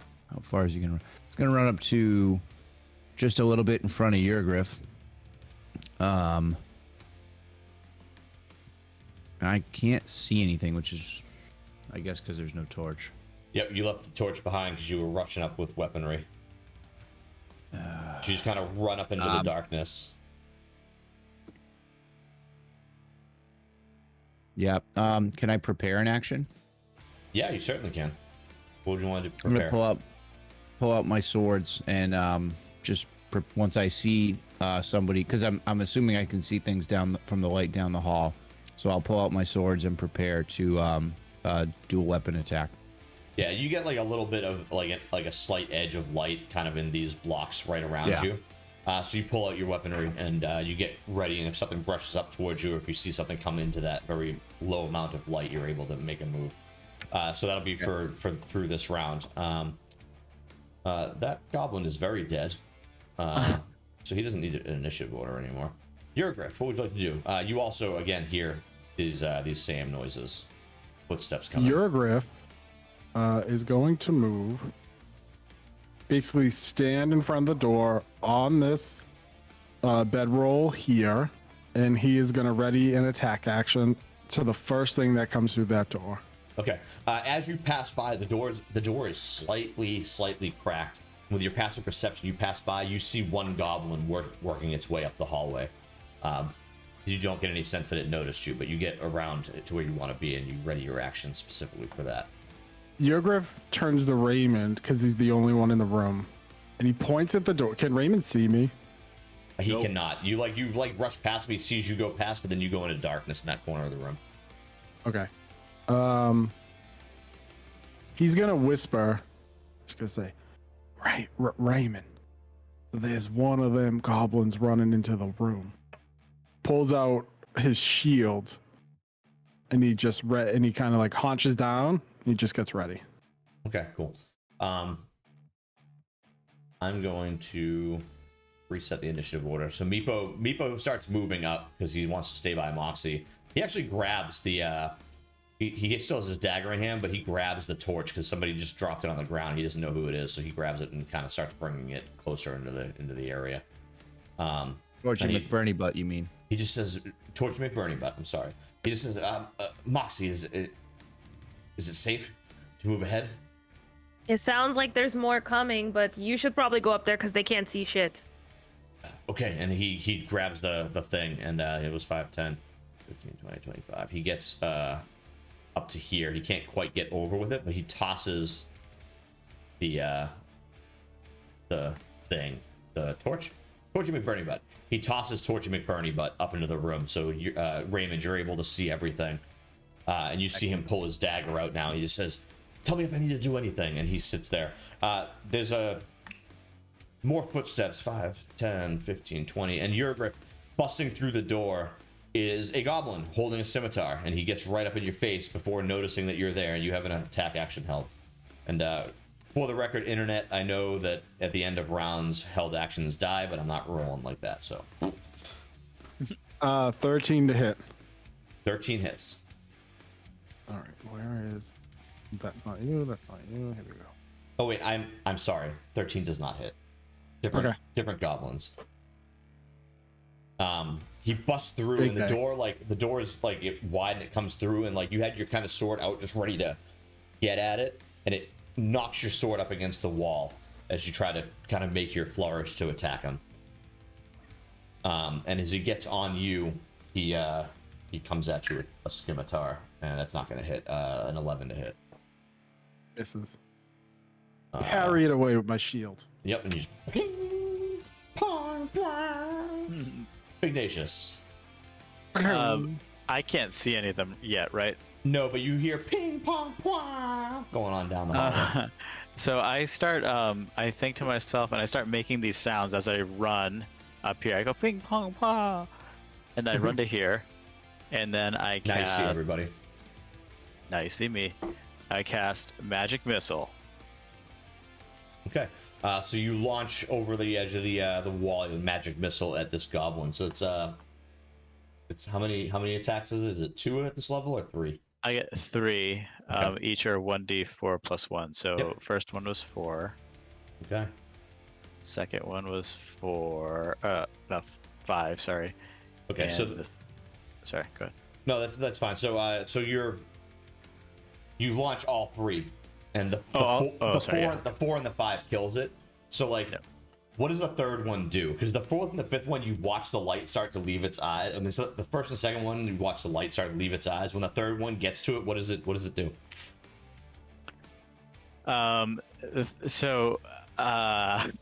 It gets there, and then it goes around a little circle like it's confused, like no more target, and then it goes straight up into the ceiling and does whatever it does to It the just ceiling. and hits the Yeah. ceiling, and some rocks kind of crumble down, but nothing to do enough damage to the room or anything like that. So that was your move. That was most of your movement and your action. You have a bonus action. I think you still have 10 feet, 5, 10. 5, 10, 15, Yeah, 20, I'm good. I'm 25, good in the 5 feet. hallway actually. Alright, Yeah, you I'm stay good in where the you're hallway at. right there. Okay. Moxie, you just watch him launching these magic missiles, which you've seen him do before, right past Meepo. You hear this creature just and this crumbling of rock in the next room. Well, that sounds like something. I forgot my accent for a second. Can I move through them to get up here? Yes, you can. Excuse me. Okay. Let's get up here. But I What's up, don't... Moxie? You look like you're having all the fun up here, so, I figured I'd come over here. So Moxie, you get up in there and you Yeah. see that there's a dead goblin right in front of Yurgriff. There's a doorway that's open leading down. Yurgriff, you would at this point, because that door is open, you do see one goblin in the hallway and another edge of a goblin kind of down that direction as well, coming around the corner. But Moxie, you get into that spot.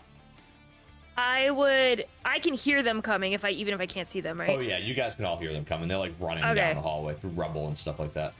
So I want to hold maybe? Yeah. No, I want to hold sleep, and when they both get in range of, like, when the ones that I can hear, when I think that they're all in range, I want to cast sleep. Cool. So I'm going to hold that action. Okay. All right, so you start readying your spell and muttering the incantations, getting it all situated. As you are doing this, and you kind of like right on that end, holding the last little bit, 5, 10, 15. One pops into the room in front of Yurgriff. Do you want to use it now, or do you want to wait? I want to use it. How do I explain this? I guess I can't see right around that corner because I want to cast it over here. So I'd have to move. Technically, you wouldn't be able to beforehand. see around the corner. So did I have enough movement to get over here, or 10, no? 15, 20, 25, 30. You could have got to there, which would have given you some sight on that. Okay, well that's what I want to do and hold it until I see them in here because I don't want to cast it where Yurgriff is. So I mean, you saw the one that comes through the door in front of Yurgriff, and next to you, through that hallway, you can kind of see at an angle. There is another one. It's about 5, 10, 15, 25 feet away from the one that just walked into the door. But you can Yeah, see so I down wanna- that hallway for sure. I want to cast it like here, so it gets both of them. Okay, boom. So you let it fly, and this little mote flies out into the center of that hallway, and then ping, pops out. And what is the max HP? I have to roll 5d8. Okay, why don't you roll 5d8, and don't get ones. D8. Roll a lot. How do I do this? 3, 4, 5. Okay, roll. It did a thing. Oh my god, why is this animation so long? It's fucking give me a number. The dice roll animation, it is a little long. 23. Okay, as you do that, it hits, and both of the goblins just drop like sacks of grain. They just fall on the ground, and kind of just like their weapons fall on the ground. They are totally and utterly sleeping at the moment. I look to Raymond, I'm like, you like lullabies or... Oh, guess they do. How long do they sleep for? I can't remember. A minute. Okay, so that's the held action that you had. That goblin came in and immediately passes out. You let the group know what's going on. Raymond, it's your turn. These goblins are asleep for 10 rounds essentially. So kind of right now, you guys can do whatever you want. There aren't any other goblins around. If you want to play it a little loose with the initiative order, by all means.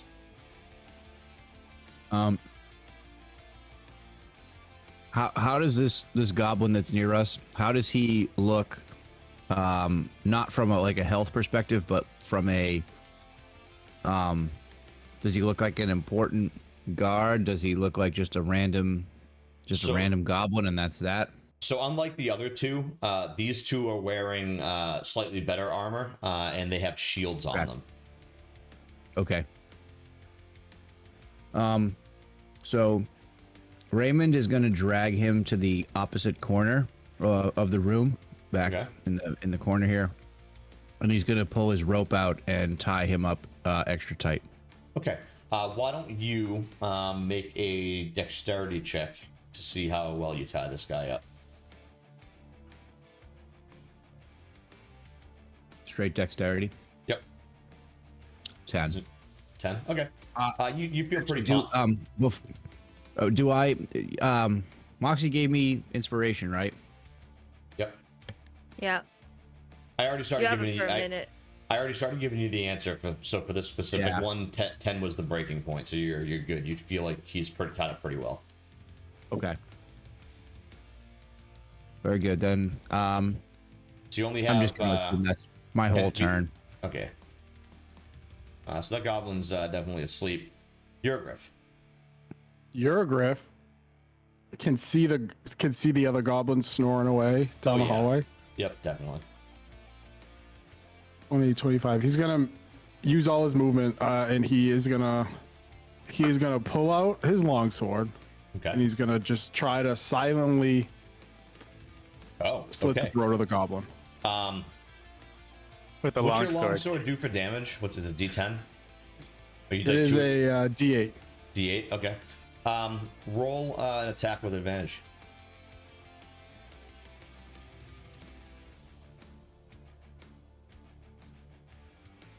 $14 Okay. to hit. And roll damage. I know it's not unconscious, but I feel like that's should just like be an auto crit, honestly. It is. Are we doing auto crit? Just tell me what you got. I'll deal with it. It's a 9. Oh yeah, nine's more than enough. And you just kind of pull its head back and right across its neck, and it never wakes up again. I will say I did not think that would be something that Yurgriff would do. Well, we're in combat. Now, a man in combat is very different than a man that you know on the street, man. Clearly. Yurgriff is also a secret ninja, and he just showed us a little bit. The Caltrops kind of re-inspired some of his old ninja training. You see, unlike my friends here, I know the advantages of stealth, and we are trying to infiltrate this goblin's horde very stealthily. For us remembering sake, they're unconscious when they're sleeping, so attack rolls have advantage, and As long as you're within 5 feet of the creature, it's a auto crit. Okay. So yeah. Is that true?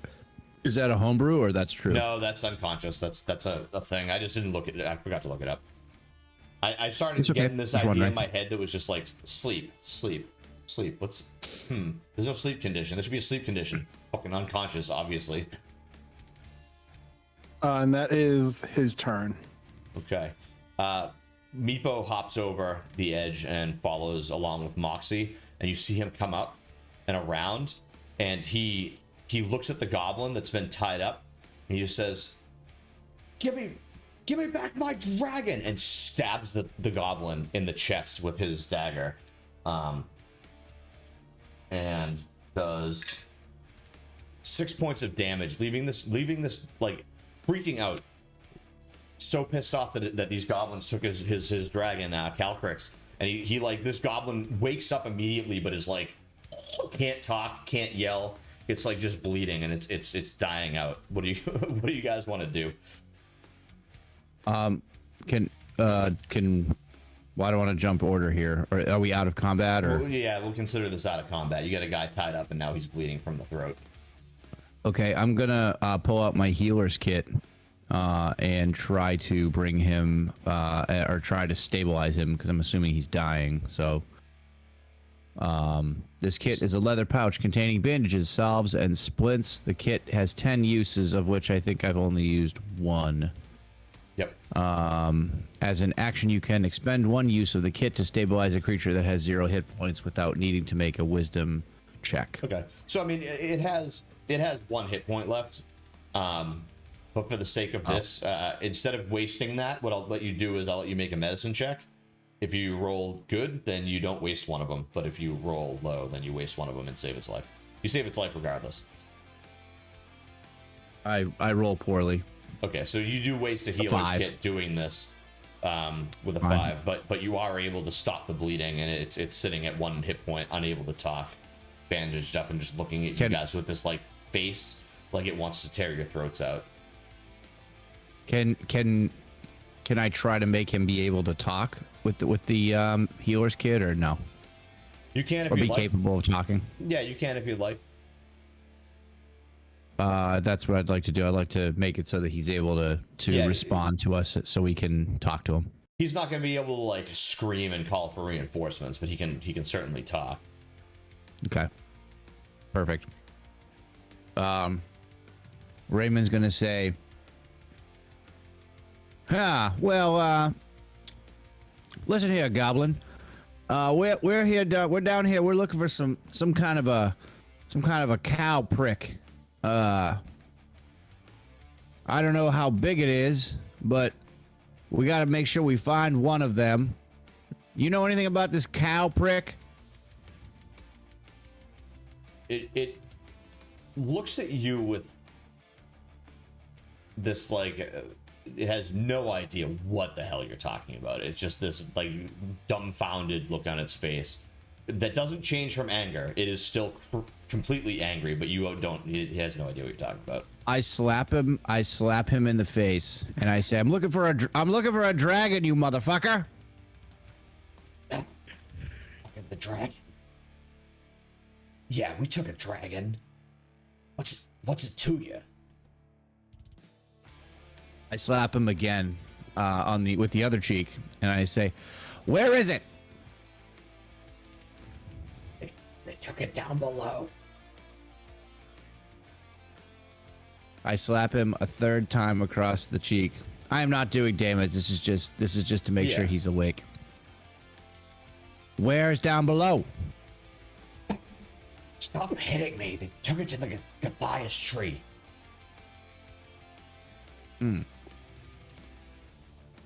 Gathaius tree.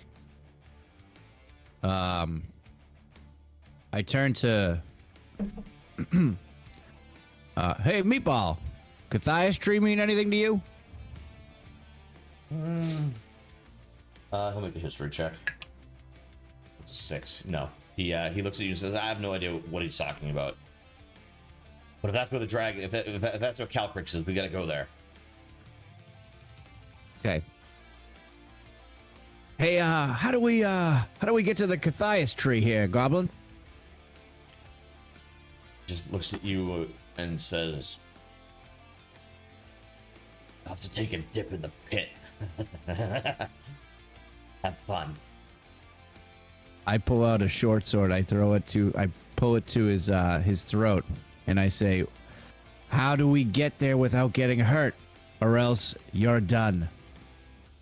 Yeah, he looks at you and he spits in your face.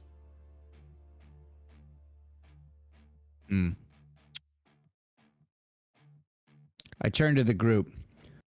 You guys have any other ideas on how to make this motherfucker talk? I say, let me handle this one. Don't kill him. And let's see if let's see. Yeah, I'm gonna cast hideous laughter. Okay. So you're gonna cast Do hideous. you recall this counts? Casting hideous As a laughter spell on slot? him. It definitely counts as a spell slot if you're gonna use it. I just remember we had this happen earlier. You weren't. You've played in other games where it doesn't count because we're out of combat. Yeah. I appreciate the reminder. I'm not gonna waste the spell slot. Something Okay. like this that would totally count. I think that's a situational thing if it makes sense for the storyline, you know. So then I'm going to say, on second thought, I'm okay. And then I kind of, I do like a Homer Simpson and I slink back into the shadows of the bush. A Back into random the bush bush. appears and he just disappears into the bush. He's gone. Okay. Yep. Okay. Okay. Do I see any make kind a- of? No, sorry. Go ahead, Raymond. Do I see any kind of hanger or a hook or something on the walls? Like in the is the question something that you can hook this guy to? Is that what you're asking? Yes. No, there's nothing like that in this room. I think you should tie him up, put him on your back like a backpack, gag him, and make him come with us. He'll regret every second of it, like Meatball. Or like me. I mean, not me. Make a perception check, Raymond.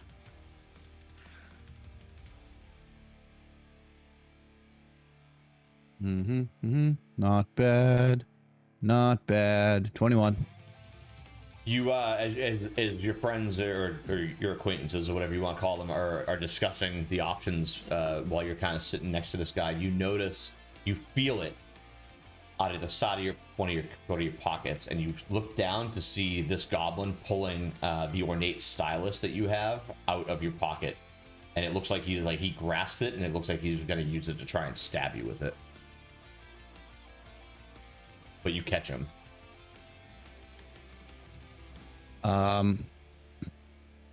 Okay. I'm gonna grab the stylus back from him, and then I'm going to cut off both his feet. You're just gonna. Okay. When did this become Saw? I don't like it. Story today. Oh, man. I don't like it. Wait, is this bad?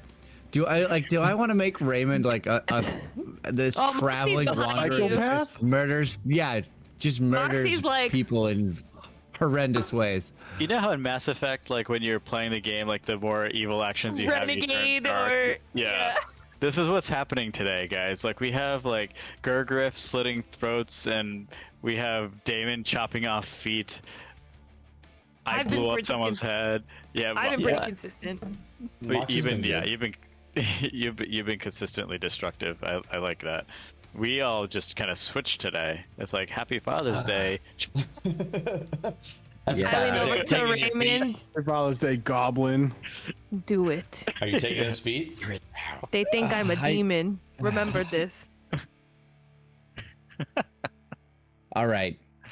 Just I'm do not it. gonna. I feel like I don't want to make him this. I don't want to make Raymond into like some real cold, like fucked up psychopath. So instead, come I'm back gonna from pick. that. But isn't he I like know. he's a ranger and he like kills animals and stuff? It's really just about perspective. True. And even our greatest heroes can slip up and come back. This Also is a story of perspective. redemption. I could just gut him, like an animal. You're gonna have to make That a would decision probably real be more. fast. Get What do you him. want to do? All right, let's just get this over with. I take the stylus back. I put it back in wherever he grabbed it from, and I take my my one sword and I stick it into his neck. You just grab his hand and pull the stylus out and put it down, and as you do, as the stylus is going in one pocket, your sword is coming out from behind you, and you just straight into his neck, and he breathes. Well, he doesn't. He gurgles his last what would be breath, and slumps down to the ground. And you have completed my goblin puzzle. Still feels bad considering he was tied up, doesn't it? Raymond feels like a bad whatever. He was gonna kill me. I take the rope back and then I search that cat for something. Okay, that specific goblin has. Well, 1 second, Figgy. That specific goblin has a silver flask of dwarven make on it. The flask is worth about 50 gold, and it's filled with what you smell is like this horrendous wine, for sure. Figgy, while he's doing that, what do you got going? Well, I just wanted to walk by, make eye contact, and put my head down and shake my head and keep walking. Nice. There's still a handful of goblin bodies around. Yurgriff, you're sitting in front of one. What are you doing? He's gonna investigate it as well. Okay. You do a little search through this guy, and you notice that this one has a key. It is a rusty-looking, old-ass key. The back end of it is kind of broken off a little bit, but the key portion itself, the unlocking mechanism itself, is intact.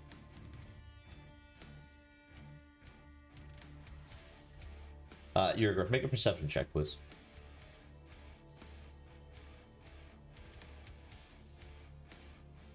Six. Okay. Looking around in this room, you notice that the room that has it's filled with blunted and broken arrows. They're kind of just lying around on a cracked cobblestone floor, and a few of them protrude from these kind of crudely made human-sized targets that are hung along the south side of the wall, which is kind of where you're at now. Look at a brief look around. The northern part of the room is separated by another one of those small walls, and beyond it you see a pair of doors. But in this major portion of the room, there is another door to the west side, which is over here.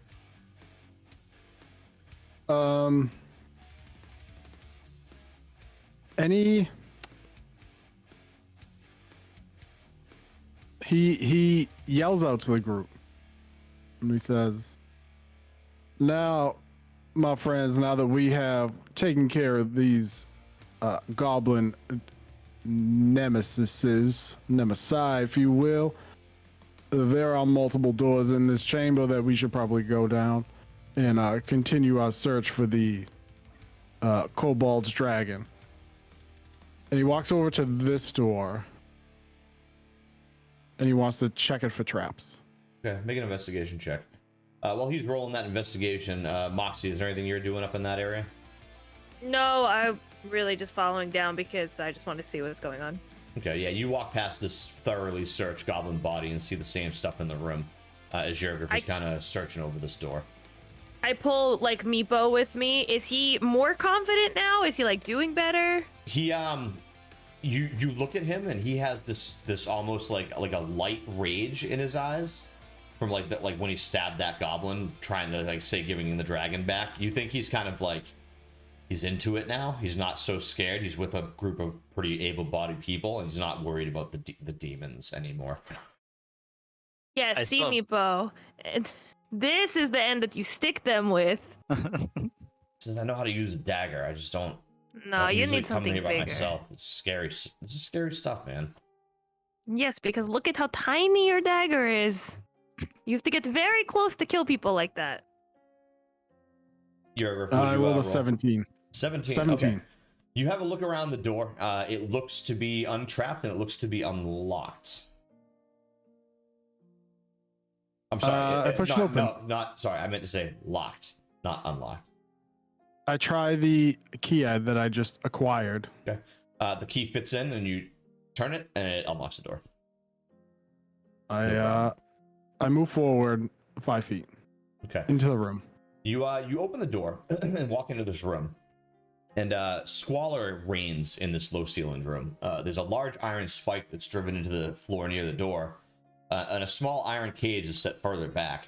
Several sets of corroded manacles are connected to the walls, and some still bind a few crumbling skeletons. But in the room, there are also what appear to be 3 bound kobolds, who are all kind of I think emaciated is the word. They are underfed, underwatered, and emaciated. Emaciated, I think is the word. Emaciated. That's it. Emaciated. What is it? They emaciated. Emaciated. Thank you. And then at the other end of the hall, there is the other end of that room. There's that cage, and inside it there appears to be a gnome who is bound, gagged, and stuck in the cage. Is it a gnome we recognize?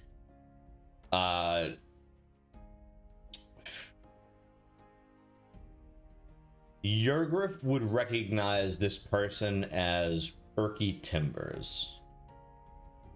Ah, what a name. And Erky Timbers is one of the missing adventurers who had come down into ruins that had actually, you guys had been asked or been told about a small group of adventurers. I believe it was 3 people who had disappeared. And one of them had been from town. The other 2, I think, had been in town a very short period of time. But Yurgriff knows Erky because he lived in town. He just became an adventurer and went out and disappeared, and that's him in front of you. He is apparently passed out. All right.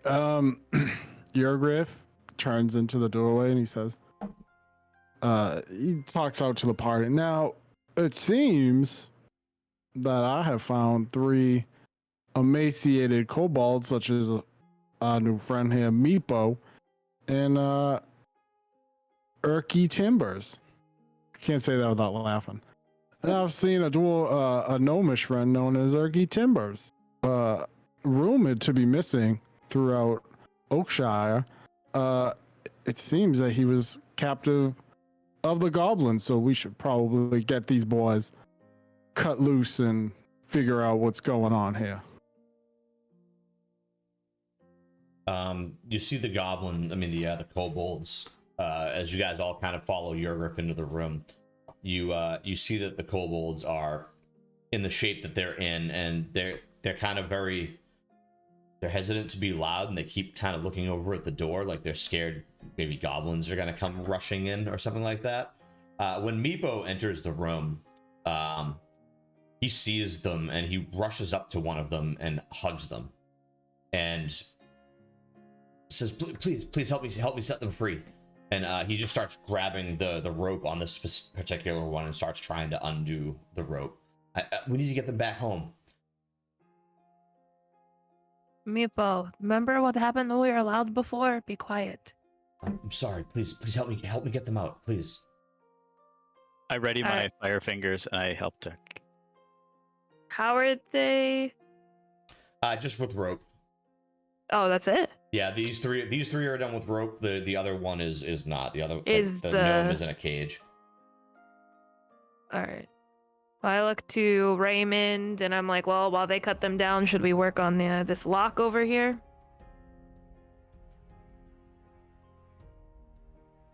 Yeah, absolutely. Why don't you take the lead and I'll help you out? All right. I feel like we just have this like down to a science now. Hopefully. Okay. So while Moxie and Raymond go to start trying to get this cage open, Meepo and the rest of you free these kobolds, and Meepo talks to them all, and it seems like their demeanor changes a little bit. They kind of get a little more like, holy crap, we're actually getting freed kind of on their face, essentially. And you see them all kind of work their way over to Meepo, and he's holding the one that was in the worst shape is the one he had hugged and opened up the ropes himself. So he's kind of holding that one up, and another one kind of hobbles over, and then Meepo starts to help hold kind of both of them up. The third one is actually in better shape, and walks over to the group and just starts to just shakes the hand of Yurgriff and Figgy, as Moxie and Raymond are working on the cage. Moxie, why don't you give me a thieves tools check? So dexterity plus proficiency with advantage. I just rolled it, and I feel like I have to show you my camera because another one. Oh my god, you got to kill it today. Nice. So All on 20. like ability checks. Nice. Yeah, Nothing only on in ability combat. checks. 20 something. Awesome. So as Moxie and I don't know why I moved Meepo over there. As Moxie and Raymond are working on getting this open, and you hear the lock click, Yurgriff and Figgy, you're having a conversation with Meepo. Only one of the other kobolds speak common. The other two do not speak common at all. And you're unable to get really any information out of them aside from that they were expecting the goblins to try and ransom them back. But they really desperately want to get home, and Meepo seems like he wants to do the same. Moxie, you work on getting this lockout, and you just kind of get your thieves' shoes on there, and like deftly, like no problem at all. Raymond's sitting behind you, and he's like, maybe you should do it like, and then you just gonna click it before he can even give you the last of his sentence, and you free the gnome from the cage. He's still kind of passed out, but he's in there. I guess I wasn't very useful there. No, you were, because remember, I was just remembering when you did the box in the sub-ass basement, and I basically used that information. You know, we're getting good at this. It's just repetition. Oh, indeed. Yurgriff, I think your friend is a little dead. Yurgriff, how big is the cage? It is Big enough for Yurgriff to fit in? It's just too small for you to like be put into it. Like if they would try to capture you, you would not fit there very well. But it's big enough that you could still like get him out of it. Yurgriff just reaches in, grabs Ursi Timber, and pulls him out. All right. He coughs a little bit as he awakens, and he opens his eyes to Yurgriff, and he says, Yurgriff? What are you doing down here? Well, you see, what's his name? Yurksy or Yursi? It's Urky Timbers. Urky. Well, you see, Urky, when a man goes adventuring, he knows not to get himself in trouble, and I heard that you got yourself in a heap full of trouble, so I came down here looking for some goblin fiends, maybe a dragon if you've seen one come through here, and I stumbled upon you. Dragon? No, I haven't seen a dragon. I took the old road like months ago. You know, the one that leads up to the ruins, maybe 5 or 6 miles up into the northern woods, and I ran into a bunch of goblin bandits, and they caught me, and I've been here ever since. At one point, they tried to sell me to I don't know. Oh, who was it? It's been so long. That bastard. And he just gets instantly angry, and he looks at you and he says, Altas, that son of a bitch. He came, they're going to try to sell me to Altas. He was going to buy me to sacrifice me. Have you seen him? Is he down here? And I would know Altas as... Is he the bar owner? Altas the fox. He is the mayor of the town. The mayor. The mayor. The gosh darn mayor. No, I haven't He's seen... down here. What was that? We talked to the cleric dressed individual who I'm forgetting, and she said that somebody was down here that looks like Altus LaFox, so we're pretty sure he must be down here. Now we have I would say secondhand information that he may be walking around these temples. So you say that you were going to be sold to the mayor of Oakshire? He just says, he looks at you, Yurgriff, and he just says, Yurgriff, he's a follower of Baal. He means nothing but ill will to our town. I'm pretty sure he might have to do with all the disappearances that have been happening over the last couple of years. Now, it's a pretty funny thing you say that, my friend, because we found the old Ember Spire boy down here, clutching on for dear life against some sort of blood door. And we Blood did. door. Yeah, so it was a door where the boar's blood was seeping out of his eyes and into these small tear-like vials. And once those were full, the door would open and the boy would be dead. But that did not happen today, for you see, we came through and we saved the boy's life. Now, it is pretty interesting because as we broke the magical seal of that door and moved our way through this temple, we found a plaque talking about the 3 demons, Ball, and others I cannot remember at this time, for I'm not looking at my notes. I don't know. Oh, I know. It's the one about the stories. Remember we told you they were basically a band? There's like That is Ball, true. Bane, Miracle, Darkness, Bones, and Murder. I don't know about the other 2, but I know well enough about Ball. I mean, one of the ruins we had searched a few days before I was caught had symbology of him all over the place, and the cleric that was in the party with me had known all about it. Oh man, I'll tell you right now, if that cleric didn't bless me before I left and kept me healthy, I think I would have died by starvation and abuse down here. This place is fucked up. We need to like not be here. I want to hand them some food from my ration kit. He takes it and he starts to eat it kind of slowly. To all of them, to the kobolds too. Oh, they'll also gladly take it and Kobolds, start okay. eating. At that point, as you're starting to hand it out, Meepo looks to you, Moxie, and says, "Moxie, can I please take them back, or at the very least, come with me to bring them back first?" Do you think that you know the way back, Meepo? Yeah, I can get them back from here. Are you sure you can survive the way back? Well, it only took us a few minutes to get over here, so it should be okay. I'll leave the doors open and scream if there's a problem. I look to the group. Are we good with this? Do you want Meepo to come with us? I think we should go with him and come back. I agree. All right, Meepo. All right, he says we'll give them a minute to eat first, and we'll sort it out.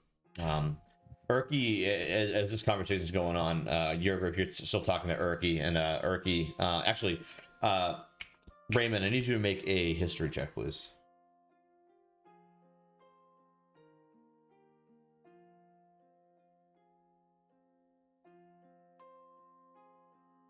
$13. Okay. When he mentions the cleric, you don't think about all that much, but when he mentions the cleric having talked about a set of ruins where they found symbology of this Ball character that you now know about, the two kind of click together, and you remember this gnome. You didn't really converse too much with him, but you ran into a spot of trouble while you were hunting a saber cat, and the cleric healed you and gave you food for a night.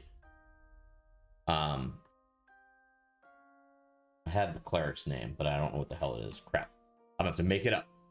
The cleric's name was Gruntle. I love making up names on the spot.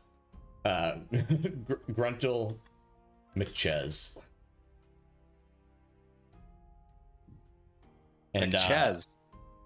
Gruntle McChez. Sounds like so- it could be a friend of mine. Just And saying. I will I'll post that in our chat at some point. I can't seem to get my thing to do things right, but cleric help things. And you do recognize this gnome from that particular part. And one of the conversations that you had with the cleric was that, you know, they were going to scale the ruins, but they were from the town of Oakshire. Which is why when you found the town not too far away, it wasn't a very big surprise to you.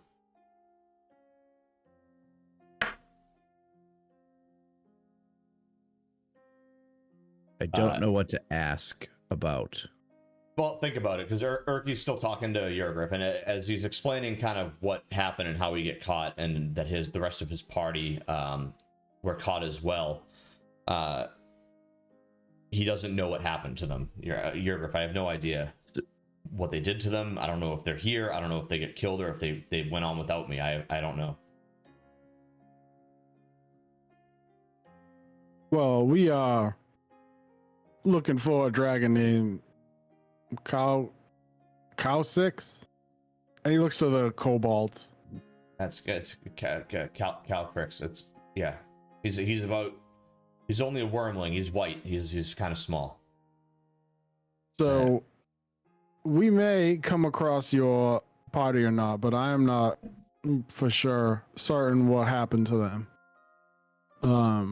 But if we find them, my friend, I will bring them back to Oakshire, and we will get justice, whether they are alive or deceased.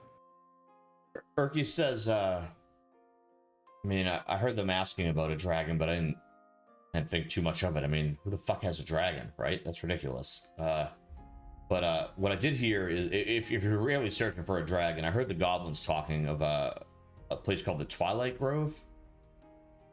They said that it was down below. I don't know what that means. But there was with Altas, there was this wicked asshole old human. His name was Belloc. Pretty sure he was a caster. I saw he had his component pouch on him. You know, I'm not a caster myself, but I know well enough what a component pouch is. I heard the goblins talking. I mean, I've been here for a while. They were talking about something called a Gathaius tree. I don't know what the hell that is. Something about terrifying whispers and demons. I don't know. I guess it's like the kobolds, and he kind of points over to them and says, supposedly it's some sort of enchanted garden.